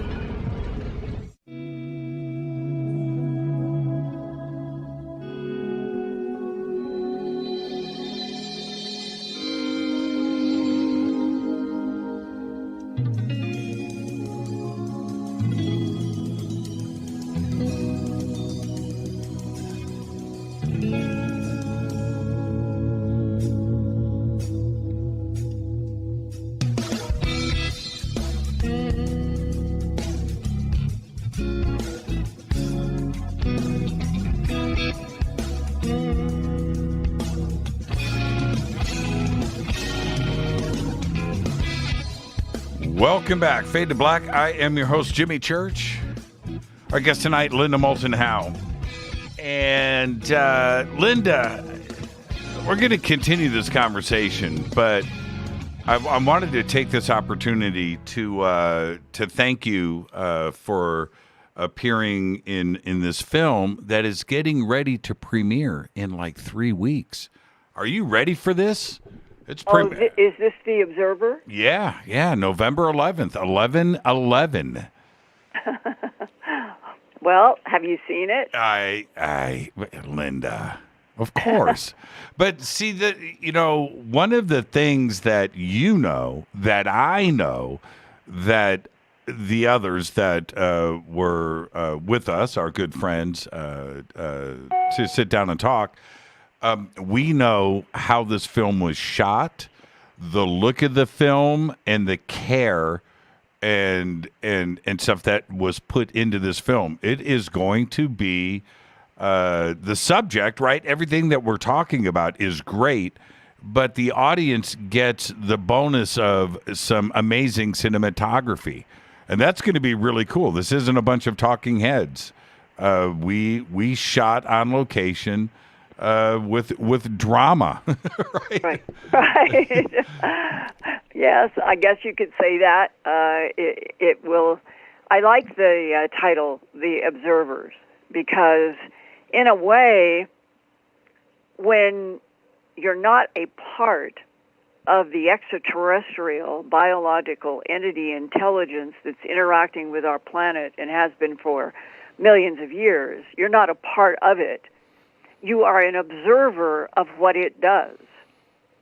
And okay, you know what I did the other night, and I wasn't going to mention this, but I kind of leaked it just a little bit. But I told a little tale about you and I, which was this: we shot the film for about a week. Well, we shot the film for a year, but but we were on location, and I did the normal Jimmy Church, and then the producer and the makeup lady come to me, Jimmy, you used to be a rock star in the '80s. Let's mess with you today. Yeah, right. So I let them do their thing. That's cool. I was a big fan of Aquanet at one point in my life, and I have no issues with it. So they do their thing. Linda comes up to me. She goes, "Oh man, church, I don't know." Right? And I didn't like it at all. I told you the truth. It was so funny. So then we sit down, and now we're shooting, and we're in this very nice home, and we're shooting in this very, very cool. There were many living rooms. This was one of the living rooms in this house. And so we're sitting there, and Linda is sitting across from me on the other side of the room. And during the breaks, the director would go, "Cut. Let's everybody take a few minutes." Linda's looking at me, going, "I'm not getting used to this, church." I'm not warming up to it. Yeah, I think it didn't serve you well, but that's me. Yeah. It's all in good fun. So after 5 or 6 hours go by, Linda, did you start to warm up or no? No. I do not think it was. I don't think it did you justice.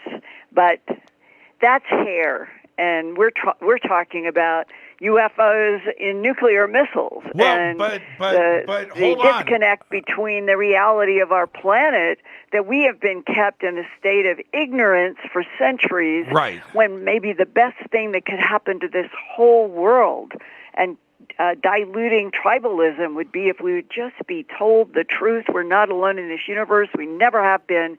And that there may be some allies out there that could help us. Why is that so difficult, Jimmy? Yeah, and even more important is that this is the biggest subject ever. And right now, the conversation which should be had about the Tic Tac and the Navy and what's been going on off of both coasts and the Roosevelt. These are all important discussions. But it seems that, Linda, to me, as the observer, right, looking at all of this, that the Senate, the Intelligence Committee, they don't know. They're not hearing about Malmstrom. They're not hearing about Minot.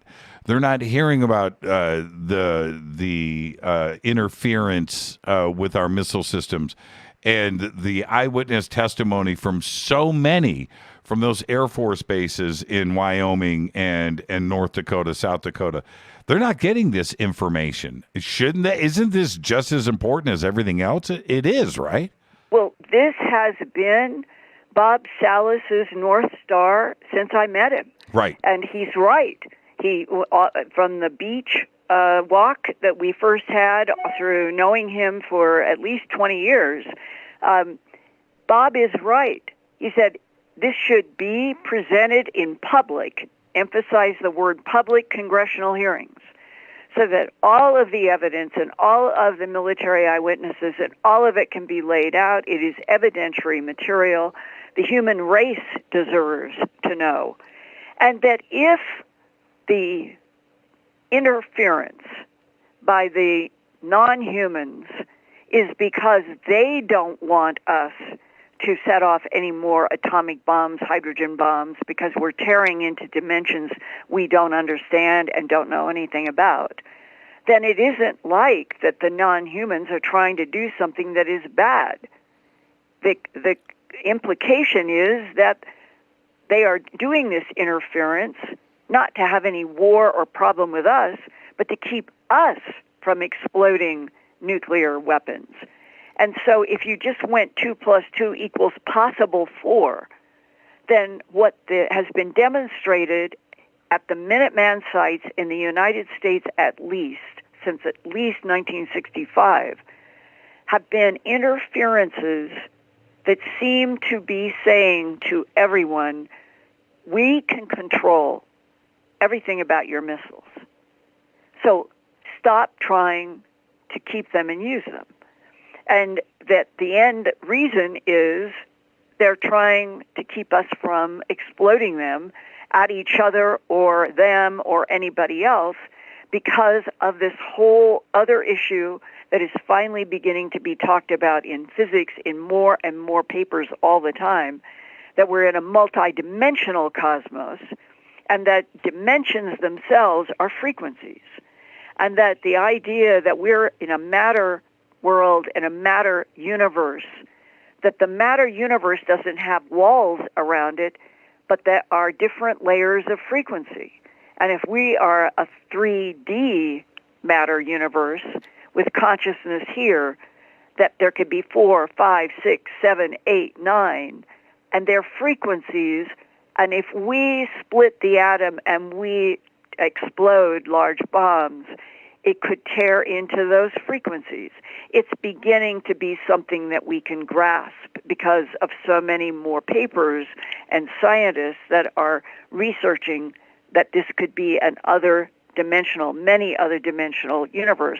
Finally, we're catching up even now to what seem to be the warnings of other intelligences to our military back that far. One of the conversations that we have in the film, in The Observer, we had a round table, and which we filmed for hours. It could have been 3 movies. But one of the things that we all discussed was that with the Tic Tac, or with the things with the Roosevelt and with the Nimitz, was that there was nothing offensive. There was nothing negative about any of this. And the similarities with that and with what has been going on with our missile systems are very similar, Linda. They're showing us that we're not in control, right? That there is other things to consider here besides war. And killing each other, that there is an intelligence out there that wants to talk to you, and we're not here to be negative, right? I think that's the overall message. Why can't we grasp that? Well, there has been a military stance against UFOs going all the way back. Stanton Friedman and I had a long discussion once when we were both down at Roswell. And he did some very, very important research about the use of microwaves and experimenting with microwaves in a triangular configuration in the state of New Mexico that had an area that would go from White Sands up to Los Alamos. And there was a triangular region, and we were experimenting with microwaves. And Stan told me that when he learned some of the frequencies that they were experimenting with, they were hugely strong and powerful.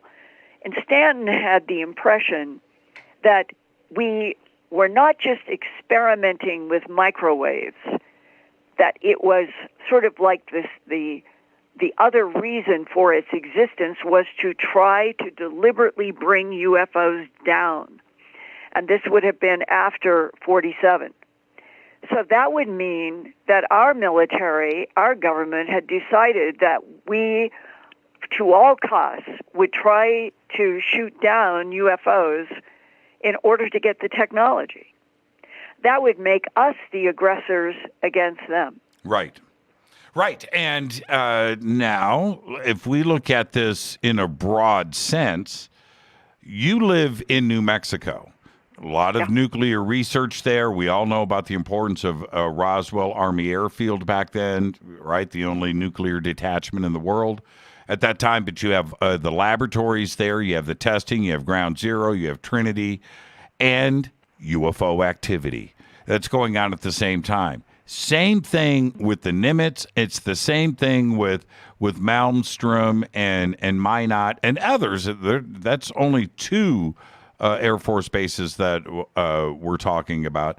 What is the characteristic that is there with all of them?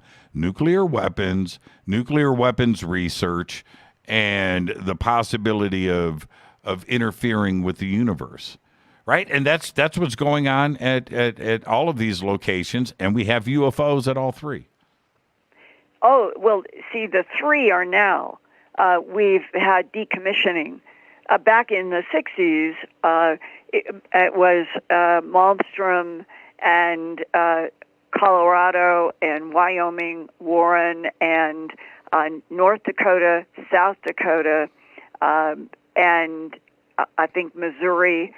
I have a map. I'll tell you. The original Minuteman missiles, Great Falls, Montana, Malmstrom Air Force Base, which has consistently had UFO activity through the decades there. Then in Wyoming and Colorado, because the region included borders of both of those states, and that was F.E. Warren, multiple UFO incidents there. Then North Dakota, Minot. There are lists of UFO sightings at Minot Air Force Base that just go on and on and on, and that's in North Dakota. South Dakota, Ellsworth Air Force Base. For those listening who may have seen my Part 1 and Part 2 at my Earth Files YouTube channel broadcast with Mario Woods. He was a staff sergeant police officer in he was in Ellsworth. And this is one of the more extraordinary stories. He's a really down-to-earth, swell person who had a assignment because they had a situation where they were ordered as police officers to go to a site where they were getting radar, some kind of radar activity that was of concern. And they go in a U.S. Air Force pickup truck. And when they get to Newell Lake, in this area, about an hour or something from Ellsworth Air Force Base itself down near Rapid City, Newell is up further. When they pull the truck up to the area where they have been getting this unusual radar activity, he said they couldn't believe it. He said this was a gigantic red glowing disc, orangish as well, and he compared it at the time. He said it looked like a super Kmart that was setting right over the missile silo. Well, that would be, maybe 1,000 feet in diameter. I asked him, would it be 300 feet or 1,000? He said it'd be closer to 1,000 feet in diameter, down over the missile site. And then what happened is he realizes that his colleague, Michael Johnson, who is driving the truck, is not responsive to that his colleague has his hands on either side of the steering wheel, staring straight ahead. He sees that his eyes are unmoving. There is no blinking. He's talking to him, and he's looking at what looks like a paralyzed man holding on to the steering wheel. And the rest, as it unfolds, is it appears that Mario, for sure, was, I'm going to say abducted, because that's what he thinks happened. Mm-hmm. And that there's also the possibility that his colleague was as well, but not as clear as Mario. And that the beings that he was dealing with, there was a praying mantis, there were two beings that were the color of teal. Teal is a greenish blue, not gray. And there were small gray beings that were clearly artificial intelligence. Well, it's very interesting to me that I did this broadcast with Mario I think it was September 29th and October 6th, or October 6th and the 13th. And we did a very good illustration, because other people in the abduction syndrome in just the last 4 or 5 years have been saying, the beings that I was with, they weren't gray. They were kind of greenish blue. Well, one of the most talented artists in the abduction syndrome is Adam Burns in New York. And he had done an illustration for me of the teal-colored beings that he had been involved with in an abduction. And I showed them to Mario Woods, who was the Ellsworth security police at November 4 missile site. And he said, yeah, that's what it was. Well, now it's interesting, Jimmy, why are these blue-green skins, teals, suddenly emerging in stories as disconnected as the missile intrusion at Ellsworth Air Force Base, in Mario Wood's story, to Adam Burns, who would be in the category of more of an artist and a person who is abducted in sort of what people think of an abduction.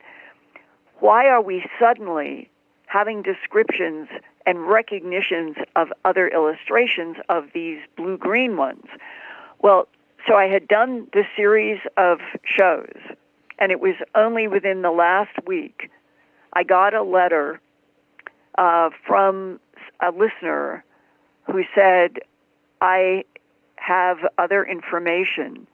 I have worked in our government, and I can tell you that the teal, blue-green ones, they are very real.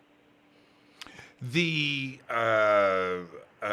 testimony, this is what I've always found really interesting when it comes to the missile silo situation, is that the testimony coming from these different Air Force personnel is so similar. And you know that in the 60s and in the 70s, Linda, this communication wasn't interdepartmental in the Air Force. No, it was absolutely kept tighter than a lid on everything. That's right. It is absolutely fascinating. And Bob Salas, one of the things that he said very early on when he came forward, and I know you remember this, he said, I'm down there and I get the call from above, and they're like, we've got a UFO above the gate. You've got a what? We've got a UFO above the gate, and it's glowing orange, and security is out here. What do we do? And Bob says, at that moment, they're telling me about I'm below ground, right? That's right. And they're telling me about this above ground, and at that point, click, click, click, click, click, click, click. That encounter with Bob and those at Oscar is nearly the same gameplay that happened at all of the other missile sites. It's nearly identical. The type of the craft, how it was, what went down, and the timing of it. We need to stop and recognize what's going on here and speak about this as loud as we can.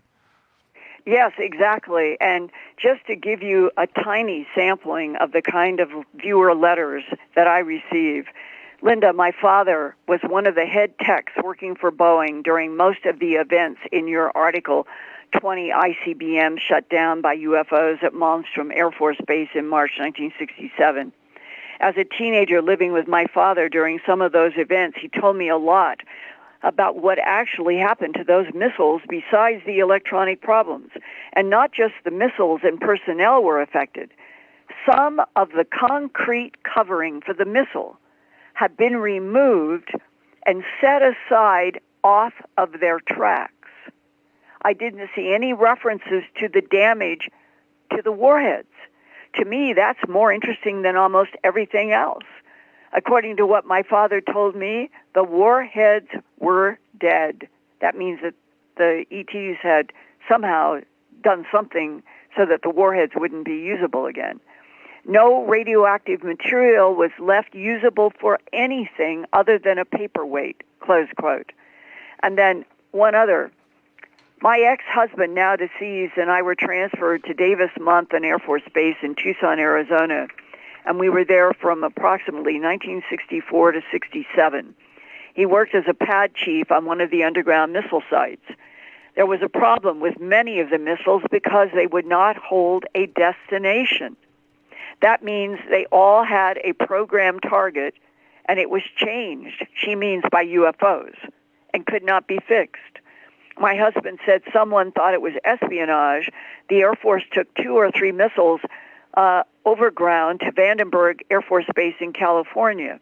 My husband traveled with that convoy, and when they got to Vandenberg and tested the missiles, they would not fire. There was no way to shoot them. There must be some record of the missiles traveling overground from Tucson to Vandenberg. There would have to be road closings. There must be others that remember this. And then she goes on to some other things about her husband. But these are the kinds of firsthand sightings and experiences, that are in hundreds, thousands of people who have worked on these programs since the early 60s. We need to take a break, Linda, right here. But when we come back, we've been talking about craft above these missile silo locations. We understand that. But then there's been the deactivation of missiles after they have been fired. I want to talk about all of that when we come back. It is another part of this that is just fascinating to me, and the witness testimony, and we've got this stuff on film and video as well. This is Fade to Black. Our guest tonight, the one and only Linda Moulton Howe. I'm your host, Jimmy Church. We'll be right back. Stay with us.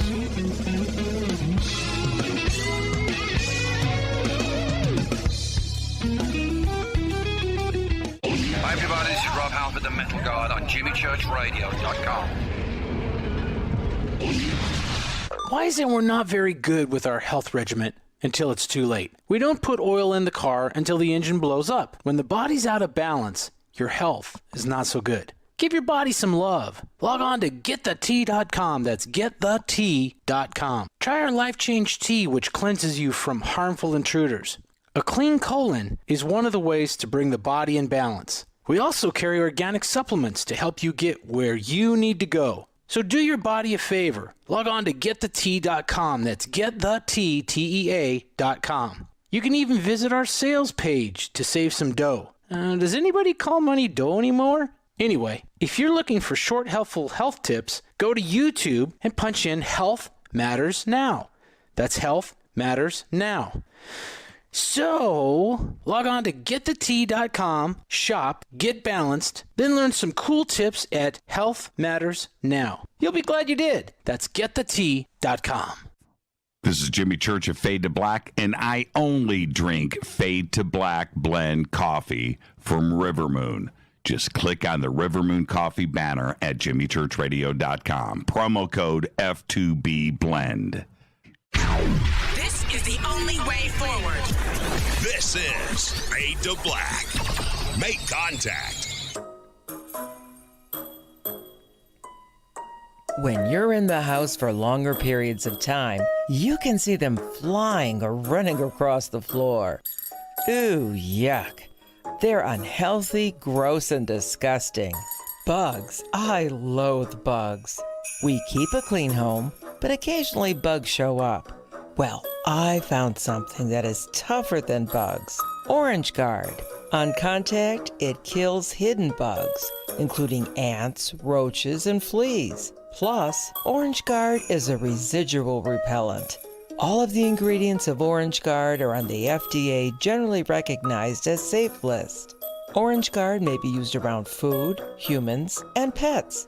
It comes with a 30-day money-back guarantee. Orange Guard. Available at orangeguard.com, Whole Foods, and Ace Hardware. Gold loves chaos. uncertainty, and disarray. History shows us what gold does when people aren't sure about the government, the stock market, their jobs, or their retirement savings. Our national debt is skyrocketing. Gold and other precious metals are a defense measure against inflation and a stock market that might take years to recover. So what can you do right now to protect yourself? Call United Gold Group. We offer gold and other precious metals delivered securely within 72 hours. Are you worried about the stock market? We can also help you set up a real gold or silver IRA or a 401k. Safe and secure. United Gold Group makes gold ownership affordable. Call now and get up to $2,500 in free gold or silver with a qualified IRA. Call 800-753-8534. That's 800-753-8534 or visit UnitedGoldGroup.com.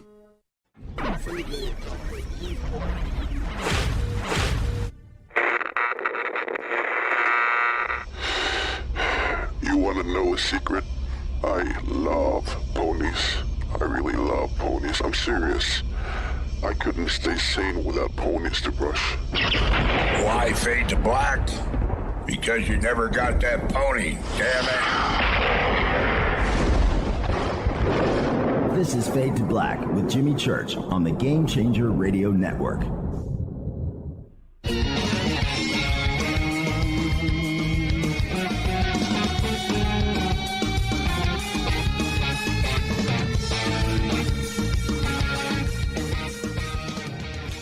Welcome back. Fade to Black. I'm your host, Jimmy Church. Tonight, Linda Moulton Howe. Incredible conversation tonight. And I'm your host, Jimmy Church. This is Fade to Black. And I'm going to share, I'm going to take 2 minutes here, Linda. I got to share something very interesting happened today. I have hummingbird feeders on the front and back of my house. Right, and I love watching hummingbirds and the hummingbird wars. It's great. Well, anyway, so right before showtime, I'm out back, and this praying mantis landed on one of my hummingbird feeders, and I thought, okay, it's a praying mantis, cute, and I'm watching the hummingbirds come in. Look at the praying mantis. The praying mantis stands up at attention, right? They're looking at each other. Hummingbirds fly away. And I watched this like 4 or 5 times. I'm like, dude, praying mantis, dude, this doesn't work for me, right? I was like, what is going on? Well, what exactly was the hummingbird's reaction? It was funny. They wouldn't land. And the hummingbirds know what's going on. That's the sweet nectar of life, man. It's right there. And they wouldn't go for it. And the praying mantis, I'm serious, would get up and the stare down would happen. And finally I said, okay, praying mantis, dude, you've got to go. And I went and got a little piece of paper, got him onto it or her, and walked him away and shoot him off into the yard. But I didn't know. Are they adversarial? You know, and the two definitely knew what was going on. It was interesting watching this go down. Nature is a trip, man. Oh yeah, and the praying mantises are fascinating, but they are meat eaters. See, I was wondering if I was going to see something happen. And I didn't want to. I didn't want to witness any of that. And so that was it. I had to remove the praying mantis and took him to the other side of the yard and threw him in some bushes. But it was very interesting watching this stare down. And the hummingbirds would not go near the feeder as long as this praying mantis was there. So anyway, I just thought I'd share my little piece of nature from earlier today. Now, getting back to this, the other aspect, because we're talking about the prevention of launching of our nuclear missiles in the Minuteman silos. But there's another part to this where launches out of Vandenberg and other bases testing Minuteman missiles and the warheads that are on them. Some of them were dummy warheads. but the launch occurs, and then boom, a craft shows up around them and is effectively dismantling the missile test. This has happened multiple times, hasn't it? Yeah, and I believe that it is sort of like, look, you may think that you can hide from us and keep your technology from us, but we are demonstrating for you over and over and over again, we can control any part of your missile technology. So don't even try. That is one of the feelings. I think that that's what Bob Salas thinks. And nothing, it's not like they're not blowing up our missiles out of the sky. I think there's only been one incident like that, and the film magically disappears. We have the eyewitnesses around to talk about it, but the evidence, video and photography, just seems to disappear. I think there's only one film out there that I have seen of something like this occurring. Have you seen any piece of film that would be legitimate? Yes. and real and firm and with hold up in a court of law? No. But think about what we've discussed tonight. If we're dealing with very advanced extraterrestrial biological entities that maybe have bases in our solar system, but their civilization is 100 light years from here and maybe on multiple planets, and that part of their vested interest in the Earth is it is a laboratory. It has been used as a laboratory by many different species, and that the paper that I was shown here in Albuquerque at Kirtland Air Force Base on April 9th, 1983, when I was working to produce my documentary for Home Box Office, UFOs, the ET Factor, it said right in the document on April 9th, 1983, these extraterrestrial biological entities manipulated DNA in already evolving primates to create Homo sapien, identifying extraterrestrials through the government's eyes as the origin point, the progenitors that created us. So if that is all true, then there might be a very good reason that we humans either have never been exposed to or we cannot comprehend from the narrow level of our perspective on the cosmos. There may be a really substantial reason for why those extraterrestrial biological entities that worked in Earth in a laboratory, manipulated DNA, created a series of standing up humanoids from Homo erectus up to us. Mm-hmm. And whatever their grand experiment is, we then come into the picture on Earth, a beautiful laboratory, and we are smart enough to advance enough to get to Einstein equals MC squared and the making with Oppenheimer of the first atomic bombs.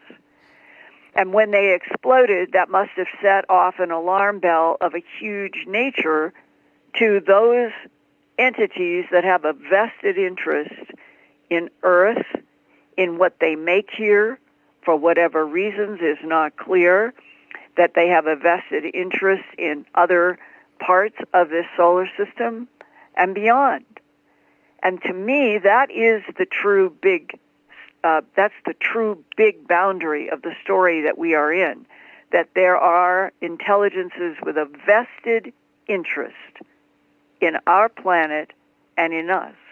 And if the vested interest in us and this planet is enough for them to then try to protect us from ourselves, don't you feel in a way that you would like to meet them and thank them? Can you imagine the communication, the entangled communication throughout the universe? Earth is splitting atoms, right? They're splitting atoms. That's where they're at now. It's no longer, right? It's no longer steam engines and locomotives. they're splitting atoms on Earth. That must have been big news. Danger, right. Danger, right. Flashing through the cosmos. Danger. We must control this. The fax machines were going nuts in Zeta Reticuli, I'll put the cavalier part of me to the side for a second. Then we go to the next step, which is the possibility of nuclear weapons in space. And not only that, I want your comment on that. NASA is getting ready to launch a test to move an asteroid.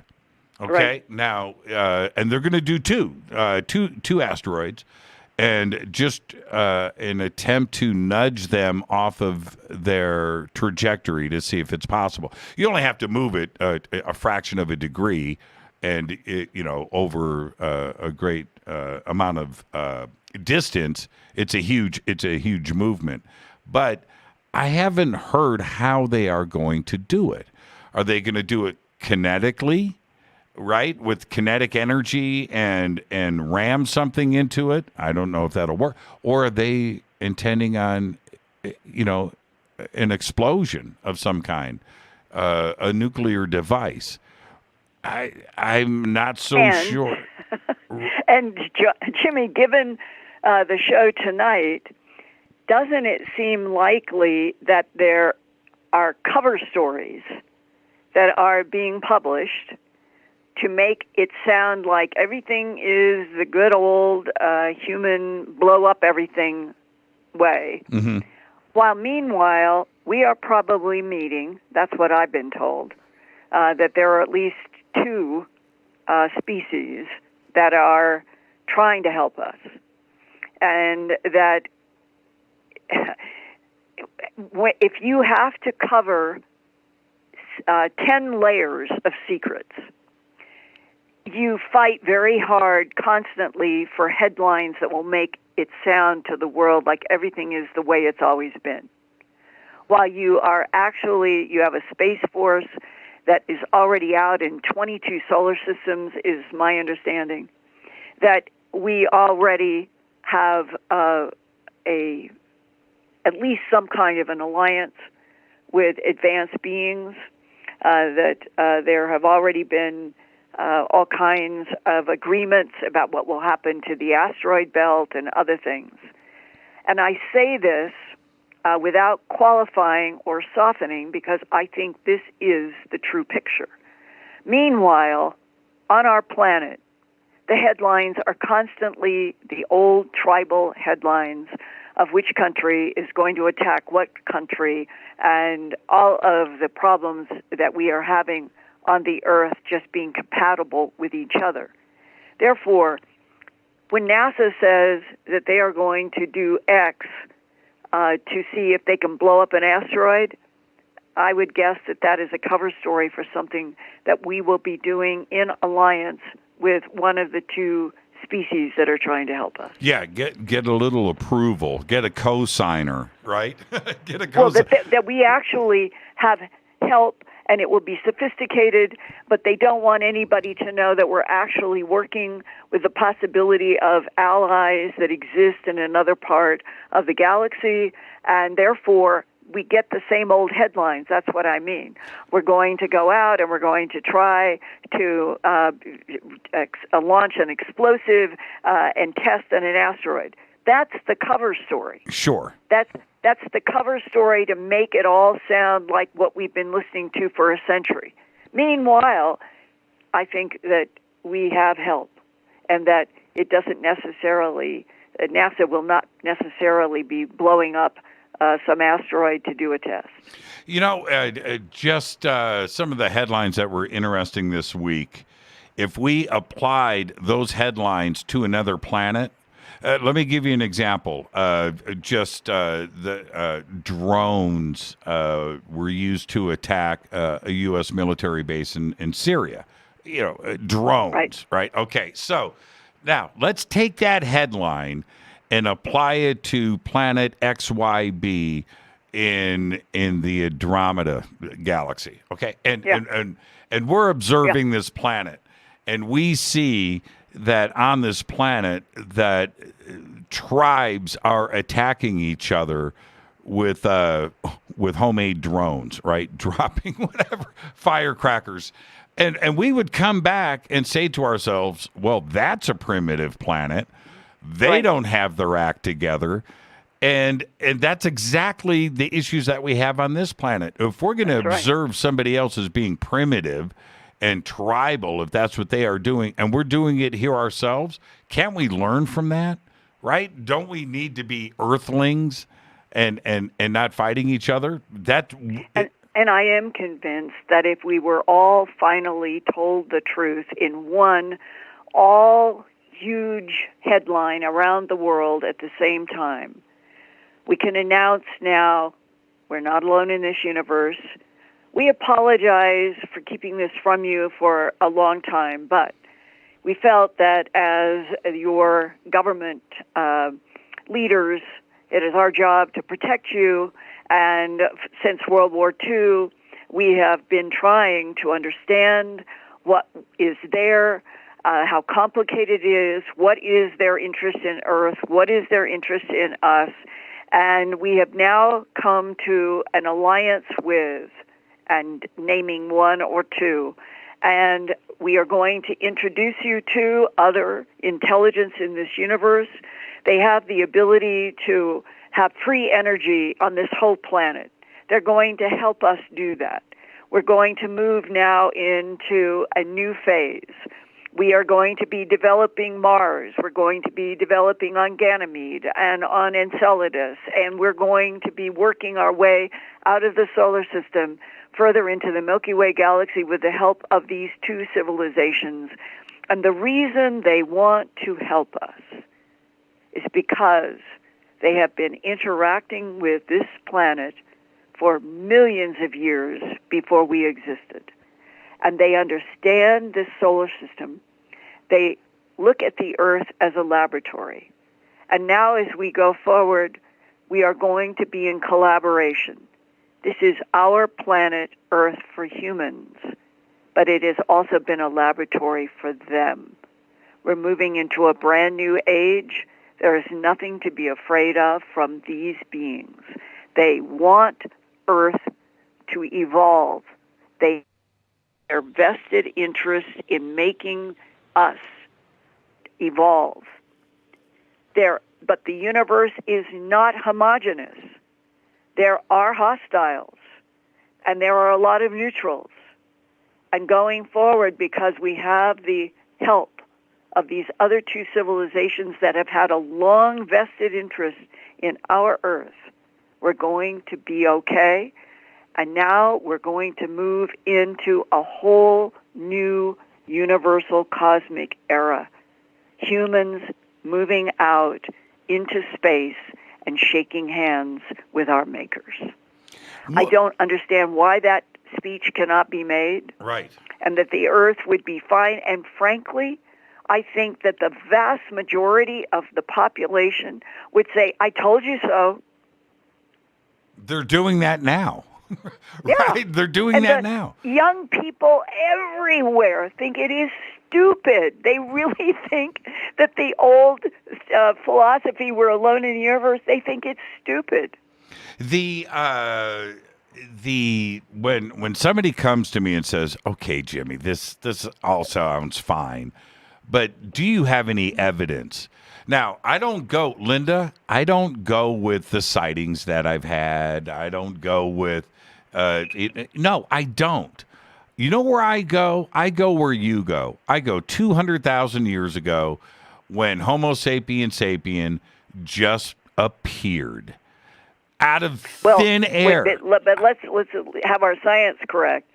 In terms of Cro-Magnon Homo sapien sapien, which is our model, the crossfade with Neanderthal, when the last Neanderthal died, was about 45,000 years ago, give or take. Right. So I'm talking about specific details of genetics.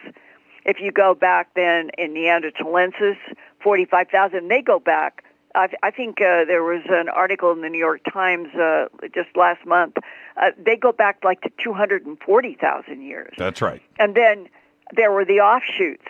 like the Denisovans and the little ones, and going all the way back, you go back 2 million years, and you're in Africa, and you are at Lucy, which is Homo erectus. So we are a different genetic humanoid from Homo erectus. And our closest was probably Neanderthalensis. And what I think is interesting, I've had a discussion with an archaeologist about this.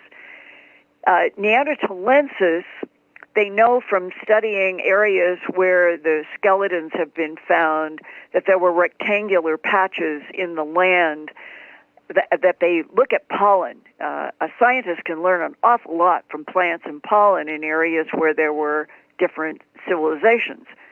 And they know that the Neanderthals buried their dead and put flowers on the graves. They had a bigger cubic capacity, brain, their inside of their skulls, the brain capacity was larger than Homo sapien. So why was Neanderthalensis phased out and Cro-Magnon, Homo sapien sapien phased in? Yeah, and here's the thing, and this is why I go with that about us and, you know, the 200,000-year timeline, is that we showed up with a few different things that were immediate. No hair, no body hair, our nails, the skin, the fatty layers of the skin, and all of that. Yes, and that's we have 46 chromosome pairs, and all of the primates are sitting at 48. And for that magical thing to have happened, I don't think that lightning struck DNA in some creek bed somewhere and suddenly altered DNA. No, I think it was a very deliberate, like you said, laboratory, a very deliberate intervention at that point, and we just appeared. And there isn't anything, Lucy and all of that, that's great, but Homo sapien sapien, Linda, you and I, we were just dropped off or something. I don't know how to... we were created for a reason. Yes. And that is perhaps what both the extraterrestrial biological entities and the human power brokers have had meetings about, and they may be reluctant to tell us precisely why we were made, what is the purpose of this experiment, but I'm going to give a sentence that, as far as I know, is true, but in this world that is so disconnected from the truth now, it is very difficult to establish proof in these areas. But this is a sentence I'm going to say that I know the source, and I think it's probably correct. That 800,000 years ago, the Anunnaki, a pure-blood extraterrestrial civilization, came here. They are pyramid builders. They are warring. They are not necessarily pleasant.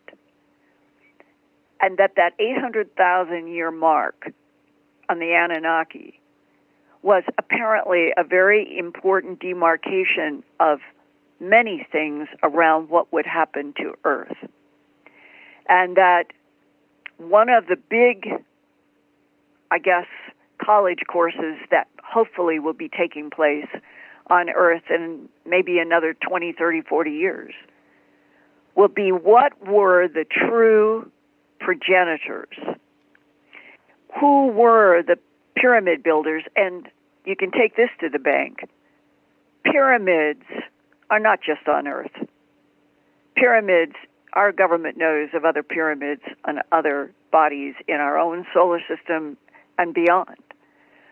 So the pyramid builders are associated with the Anunnaki, who were, I guess you would say, they fought. They fought over a lot of different things.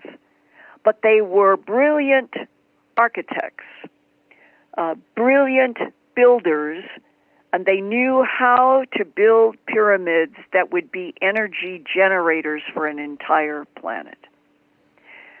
That is the future that I hope eventually, that we will finally be the Homo sapien sapien, that we will finally be told the truth, the whole truth, and nothing but the truth, and that we will begin to understand that if you are truly advanced, you don't need wires, you don't need coal, you don't need uranium.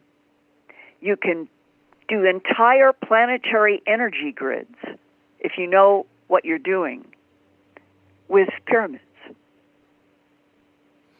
Nobody says Homo sapien sapien like Linda Moulton Howe. Nobody. Well, that's Nobody us. on this planet. Close quote. And I'm going on the record, Linda. I'm going on the record.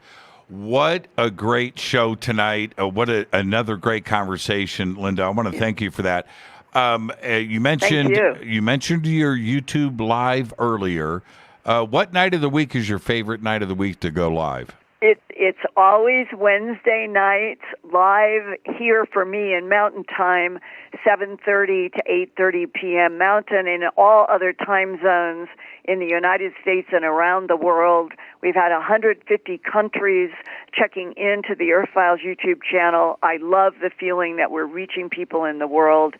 And one of the things that I see happening, like tonight in our discussion, increasingly, people are asking questions they were afraid to ask 5 years ago, and we are getting into subjects that are, I think, getting into truth before the government finally makes it official that we're not alone in this universe and never have been.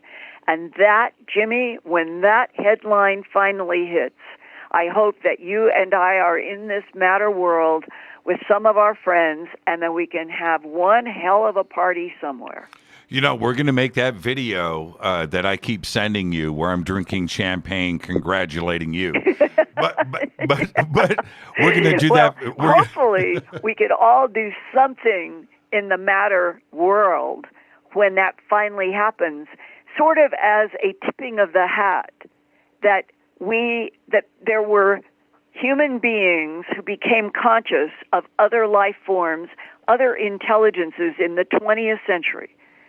And it evolved into the 21st century, and finally, after 800,000 years, 2 million years, 2 billion years, we are finally told the truth about the universe that we're in, and that our own universe may be another dimensions experiment going out tonight. People should know that the former head of the astronomy department at Harvard University, Avi Loeb, has written a brilliant article for Scientific American, the latest issue, and his title, Was Our Universe Created in a Laboratory? Wow. We're here. Yeah. Yeah, we're here. Yes, it's happening, but get the governments and the military structures to come out and tell the truth. We're getting so close. And you know what? We say this every year, right? Here we are at the end of October, and we say it every year. Well, next year's the year. You know what? I think 2022 is the one. If I was a betting man, right? I don't even think Las Vegas would take my money. I think 2022 is the year. Linda, thank you so much. And thank you, Jimmy. I'll chat with you tomorrow. All right? Have a Take great care. night. And I love everybody out there. Come to the Earth Files YouTube channel, too. And the links for everything are over at jimmychurchradio.com. Go click. Go visit Linda. Linda, thank you so much. All right. God bless forever. You're the Bye-bye. best. Linda Moulton Howe. I'm going to take a quick break. It's all simple. earthfiles.com. Everything you need is right there. And, yeah, go and subscribe to Linda's YouTube channel because I've got to make another video of me congratulating Linda. I'm your host, Jimmy Church. This is Fade to Black. Your phone calls are next. 747-228-2051. 747-228-2051. I'll be right back.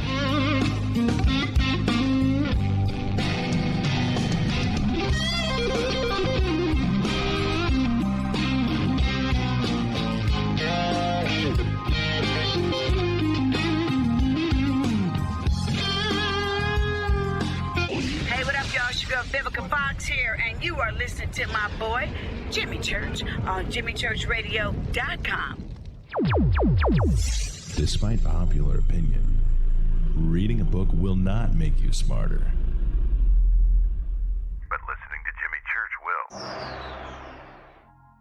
This is Jimmy Church of Fade to Black, and I take Life Change Tea supplements every single day. It's what I do. Click on their banner at jimmychurchradio.com.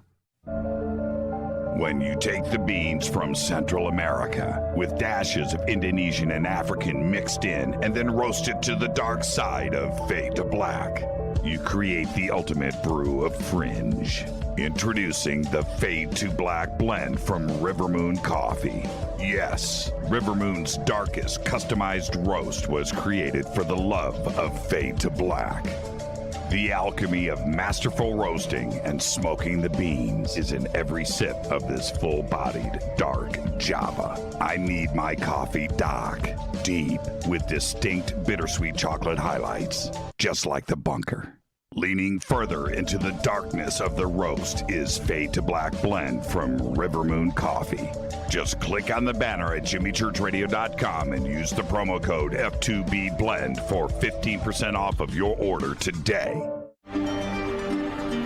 This is Billy Carson with ForbiddenKnowledge.tv. Forbidden Knowledge TV has just reached its 1-year anniversary. That's right, 1 year. And as a show of appreciation, we are giving all new subscribers a free 30-day trial of ForbiddenKnowledge.tv. That's 30 days to binge watch thousands of movies, documentaries, conferences, workshops, lectures, yoga classes, meditation courses, and so much more. So log on to ForbiddenKnowledge.tv from your computer or mobile device, or get the Forbidden Knowledge TV app on Apple TV, Roku, Amazon, iTunes, or Google Play today, and use coupon code 30daysfree. That's coupon code 30daysfree on ForbiddenKnowledge.tv today.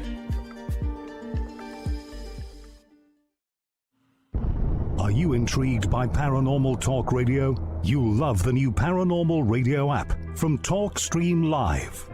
You'll find a great selection of talk shows covering UFOs, ghosts, strange phenomena, and much more. Download the Paranormal Radio app now and start listening to the very best in paranormal talk entertainment, including the network you're listening to right now, the Paranormal Radio app, free in Google Play and the iOS App Store.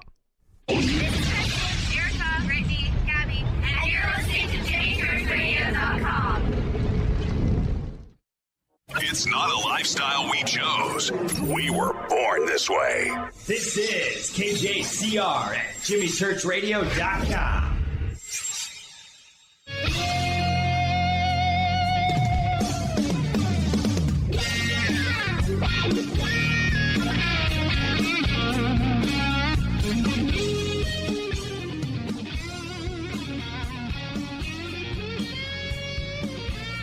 All right, welcome back. Fade to Black. I'm your host, Jimmy Church.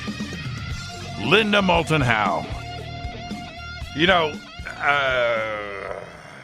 I just have to just say this. So many shows, so many events, so many moments with Linda over the years, and I just appreciate her more and more and more. I just do. I just do. And if you ever get a chance to meet her, she glows. She's got this thing about her, her smile, her happiness, and she appreciates everything. And but if you ever get a chance to meet her, she is just, and I just appreciate her more and more and more. I'm not going to say what happened, but earlier today, because it's just personal, but earlier today we were talking, and the two of us laughed so hard, and I thought to myself, I can't share this. I can't tell everybody why we are laughing. Hopefully she's listening right now. She knows exactly what I'm talking about. So anyway, and it was great.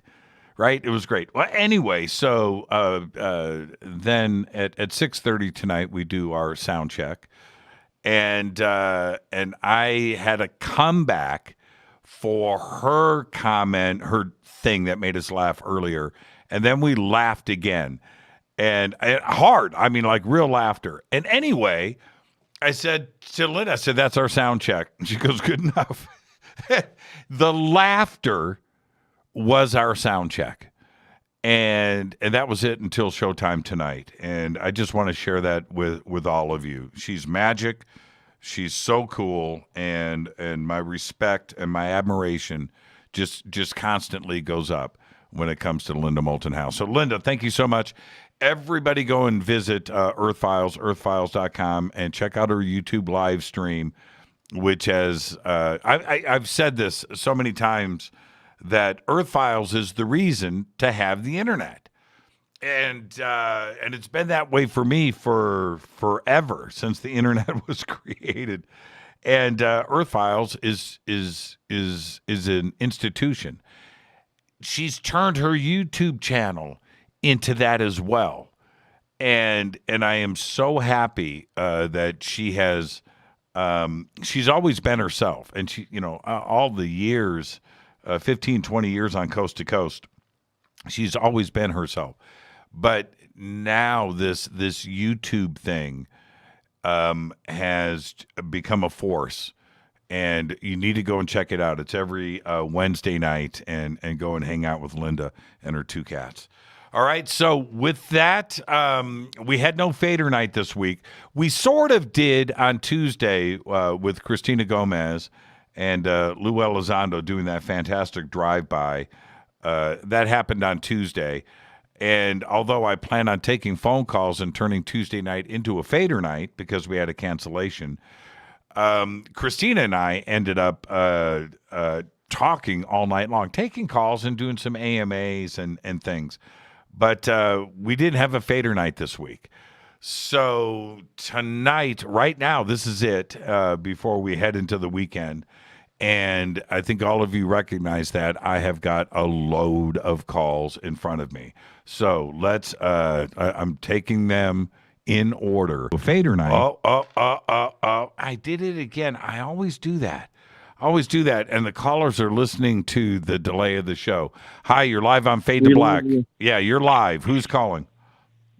Hey, yes. What's up, Jimmy? This is Dave and Clint from Georgia. How you doing? I'm doing good, How Dave. You doing, Linda?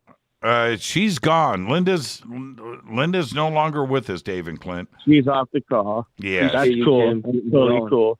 Yeah, that was awesome, man. Dude, that was awesome. Awesome show. Always with Linda. Everybody knows, man, you and Linda, when you start talking, you guys vibe, and it's amazing. I like it. Yeah, and it's she's like that in person. If you guys ever get a chance, if there's That's a conference so cool. coming up and she's there, Sure. go and meet her and say hello. She's cool. I will. I'll play Spot the Fed. Jimmy, check this out. If you ask her, she's listening. Linda Howe. The book UFO Highway by Anthony Sanchez. Mm-hmm. She said it's been vacuumed up. Now, he met a colonel that gave him certain information, but it reminded me of intersecting with the Helen Luttrell, Rachel's Eyes, where she met an Air Force, high-ranking Air Force official. Right. I was just wondering if she hears this, are they the same person? Maybe not, but that's what it reminded me of. Yeah. Yeah, I don't really know. appreciate that. I don't know. I haven't read Rachel's Eyes. I'm going to get it. We're the ones that always call in about it. Well, UFO Highway, Anthony Sanchez, a great friend. He's been on the show many times. And that book, UFO Highway, is a must read for anybody. If you're getting into this and you're researching UFOs, one of the books that I recommend to everybody is UFO Highway. That is a book. That's it. I don't know if I can take somebody serious if they haven't read UFO Highway. I agree. Yeah. I feel you. Yeah. It's amazing. I mean, it's just amazing. I appreciate you so much.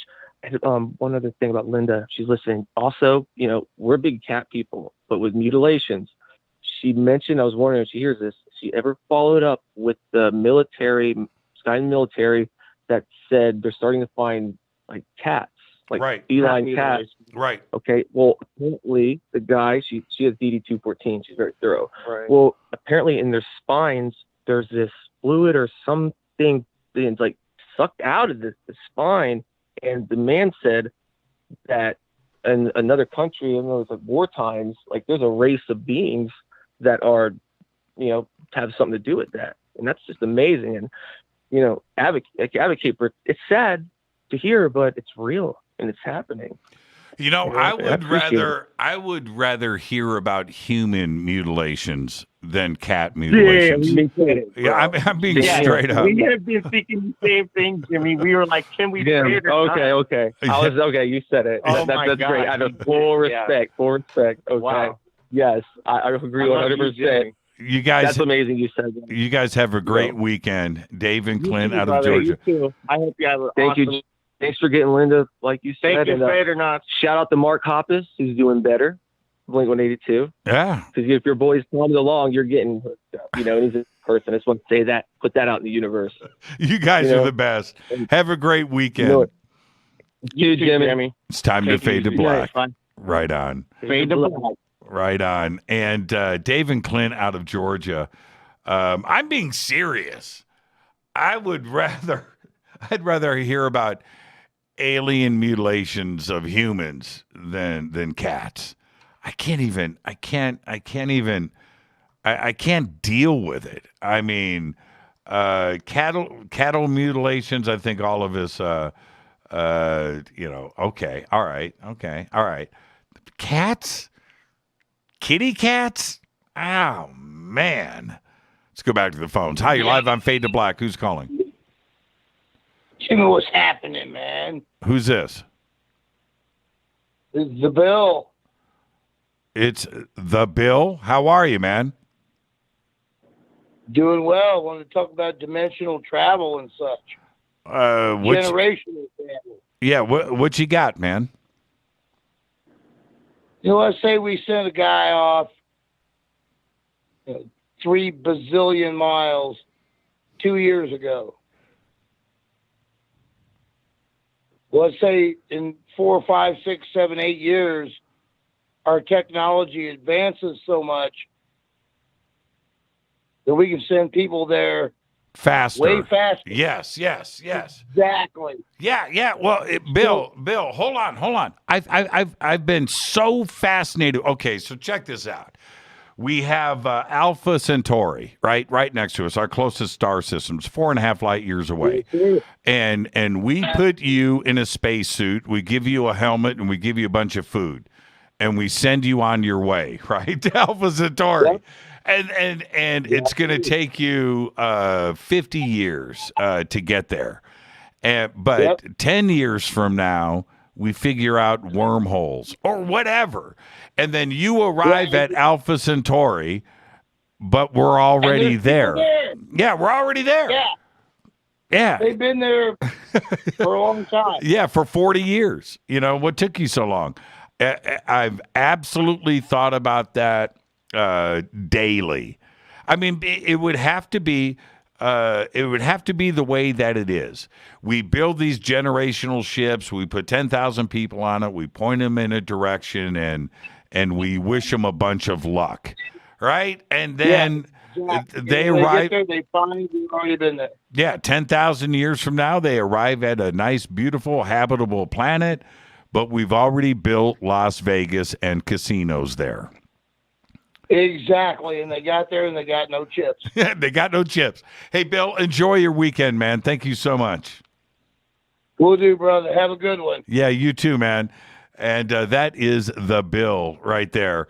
But, yeah, I mean, if you think about it, right, technology is what it is. And if we look at something basic, with here on Earth, and airplanes, right? And somebody is flying for the first time from New York to Paris, New York to London, and it's going to take whatever, the at 150 miles an hour, 100 miles an hour, or a balloon, right? And they're going across the Atlantic.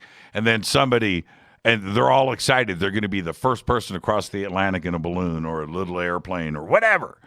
And then somebody suddenly has got a faster plane, right? And flies past them. They land in Paris and somebody's already there. It's the same idea, right? And it's the way that it's going to be.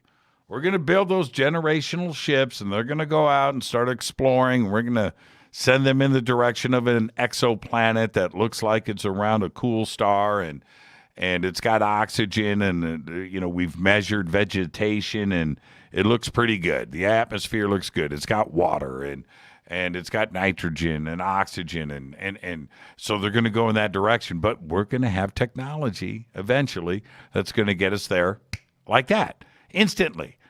So for 5,000 years, we're building a city, right? And the generational ship pulls up. They've got, they've been flying for 10,000 years. And there are, 100 generations of children, right? And they're going to arrive and see that they were beaten to the punch by 5,000 years. That's all. It's got to be the way that it is. Somebody's got to be first. Somebody's got to be first. You've got to do it. Somebody's got to be first, but eventually there's going to be technology that's going to leapfrog it, and I'm fascinated with that idea. Let's go back to the phones. Hi, you're live on Fade to Black. Who's calling? You're live. 3, 2. Did I hit the wrong button? No, you are live. I'm going to put you back on hold, just like this. Oh man, that is just so sad. Been on hold for 16 minutes, too.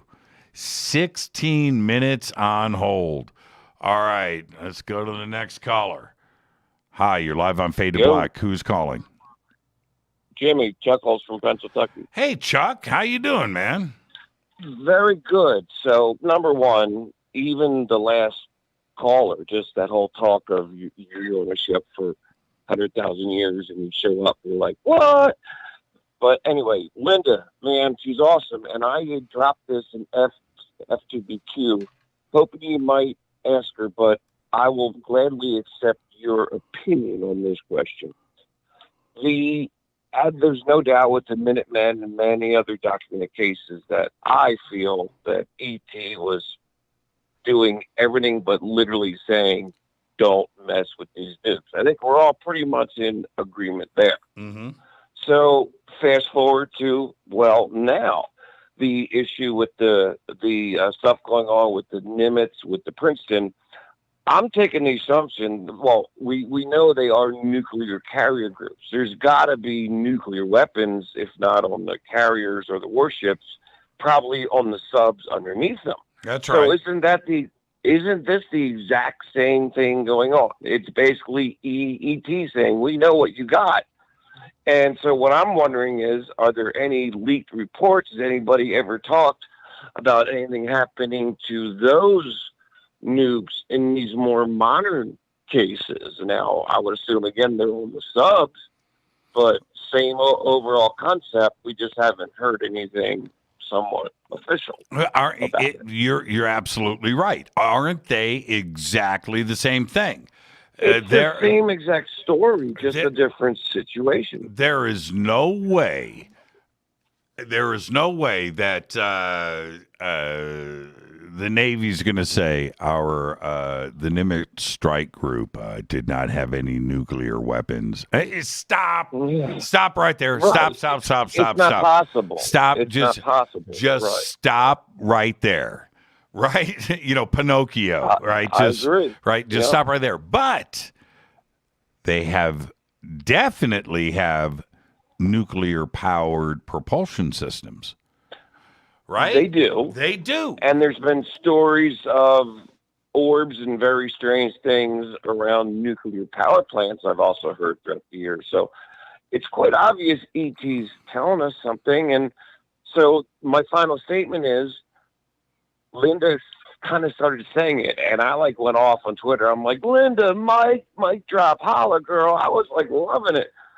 And I've been saying this over and over and over. We can't wait for the government. Like, we as a community, and there's got to be billions of us. We're just the ones on Fade to Black with Jimmy Church that can't shut up about it. But why can't we as the citizens, in a large enough number, be like, government, this is now out of your hands. Tell us. Like, I don't mean by force anything stupid, but just in the stories that we've shared, from the common sense relationship that I made tonight to what was happening with the Minutemen to the current situation. Us as citizens, we need to get out there and say, tell us the truth. Because government will never tell us. Maybe they will never tell us. Now, call Linda back now. Call Linda back now and say, we got your back. Well, okay. But did you catch, Chuckles, did you catch when Linda said a few times when she was reading from the reports that these objects were tracked on radar from ground level back up to 100,000 feet? And now, and we just have to stop for a second and go, wait a minute here. This is the exact same testimony, reports, radar tracking that we had with the Nimitz and possibly with the Roosevelt. We haven't heard as much detail coming out of the Roosevelt, but certainly Kevin Day, it's the same thing. It's the same thing. Yep. Suborbitable, orbitable. That's a new word. Orbitable. Suboreo, done. At 80,000 feet, and being tracked on radar, and then and coming back down and not doing anything. Yeah. Right? There's nothing offensive that's going on. There's nothing malevolent going on. They aren't showing us that side of us. And it's the exact same situation that is happening over the missile silos. Like, aren't these the same type of reports? You've got the radar, you've got the eyewitness testimony. Yeah. So we need the next level. We need to get it out of somebody. Like, look, the most intrusive ET thing, or ET has done, is mess with our nukes to prove a point. They haven't blown us up. We're the only fools that actually flick the switch on some of those things. So, I don't know. I just get so pumped up. I love listening to the show and blah, blah, blah. But I'm like, how are we going to get to the next level? How are the citizens going to say, this is so real, let's allow it to fully happen? Stop.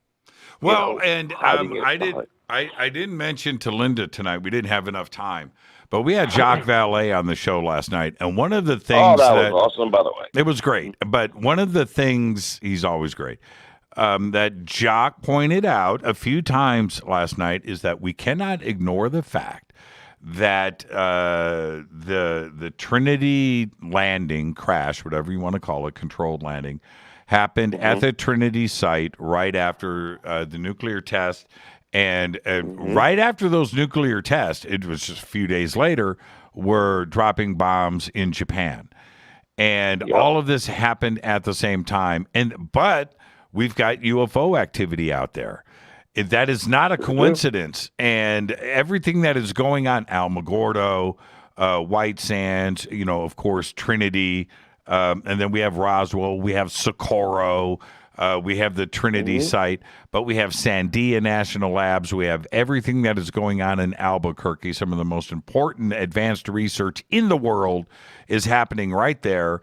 And ET's there. ET's is there. At that point in time, which was the nuclear center of the entire universe, is going on right there in New Mexico. It's not a coincidence. And the same thing then happens in Minot, happens at Malmstrom and other bases. Those weren't the only ones. And then, of course, we have the Nimitz and the Roosevelt, and one other thing that hasn't been mentioned. Rendlesham. Yes, the whole John Burroughs and Rendlesham. We had nuclear weapons. Sure. At Rendlesham Air Force Base, at Woodbridge. So these things are not coincidence. They're all similar. They're all the same. It's E.T. saying it without saying it, and we got to find a way to cross that bridge. Chuckles, enjoy. I'm going to keep up the good fight. Yeah, man. Yep. Keep doing your thing. Enjoy your weekend. Here we are, another Thursday night, another week of Fade to Black is down. What a great week that we had on the show this week. Outstanding week. It all worked. I was bummed about Anjali because I won't lie, in the back of my head, I'm like, I want this to be so true. And I'm going to hold my judgment till it happens or well, yeah, I didn't want to say why she canceled, but she took the time to post on Twitter what was going on. Obviously, you can see why I didn't say anything. But I understand that. I hope she gets better, and when she does, we'll circle back and we'll get her on the show. We've got to get her on the show to give us the update. But the clock is ticking. Before she goes. Yeah, the clock is ticking. Before she goes. The clock is ticking. So, Chuck, enjoy your weekend, man. I bet you got to roll some credits, so I'm going to say fade to black, faders, and we'll see you Monday. Yeah, it's time to fade to black. Thank you, Chuckles. Give my best to Kara. And I'll give my best to her, and good night. Have a great night and have a great weekend.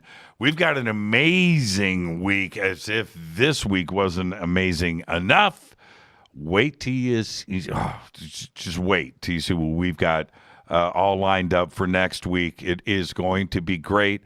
If we roll back the clocks and think about what happened on Monday, Rick Doty, and then Tuesday, of course, Christina Gomez and Lou Elizondo. Last night, Jacques Vallée. Tonight, Linda Moulton Howe. And then next week, how do you top it? Well, we say that every single week here on Fade to Black. Every single week. How do we do it? How do we pull it off? Well, it's next week is going to just blow people's minds, and I can't wait for all of that. But in the meantime, I want everybody to have a great, safe, fun, and amazing weekend. Fade to Black is produced by Hilton J. Palm, Renee, Dennis, and Kevin. Announcers are Steve Harder, Gene Vito, and Mark D. Kovar.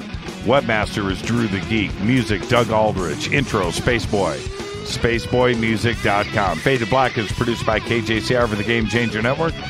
This broadcast owned and copyrighted 2021 by Fade to Black and the Game Changer Network, Inc. It cannot be rebroadcast, downloaded, copied, or used anywhere in the known universe without written permission from Fade to Black or the Game Changer Network. I'm your host, Jimmy Church. I need this weekend. I need it. I got to work all weekend, but I need this weekend. I'll see everybody on Monday. But until then, I want you to be safe. It's time to fade to black.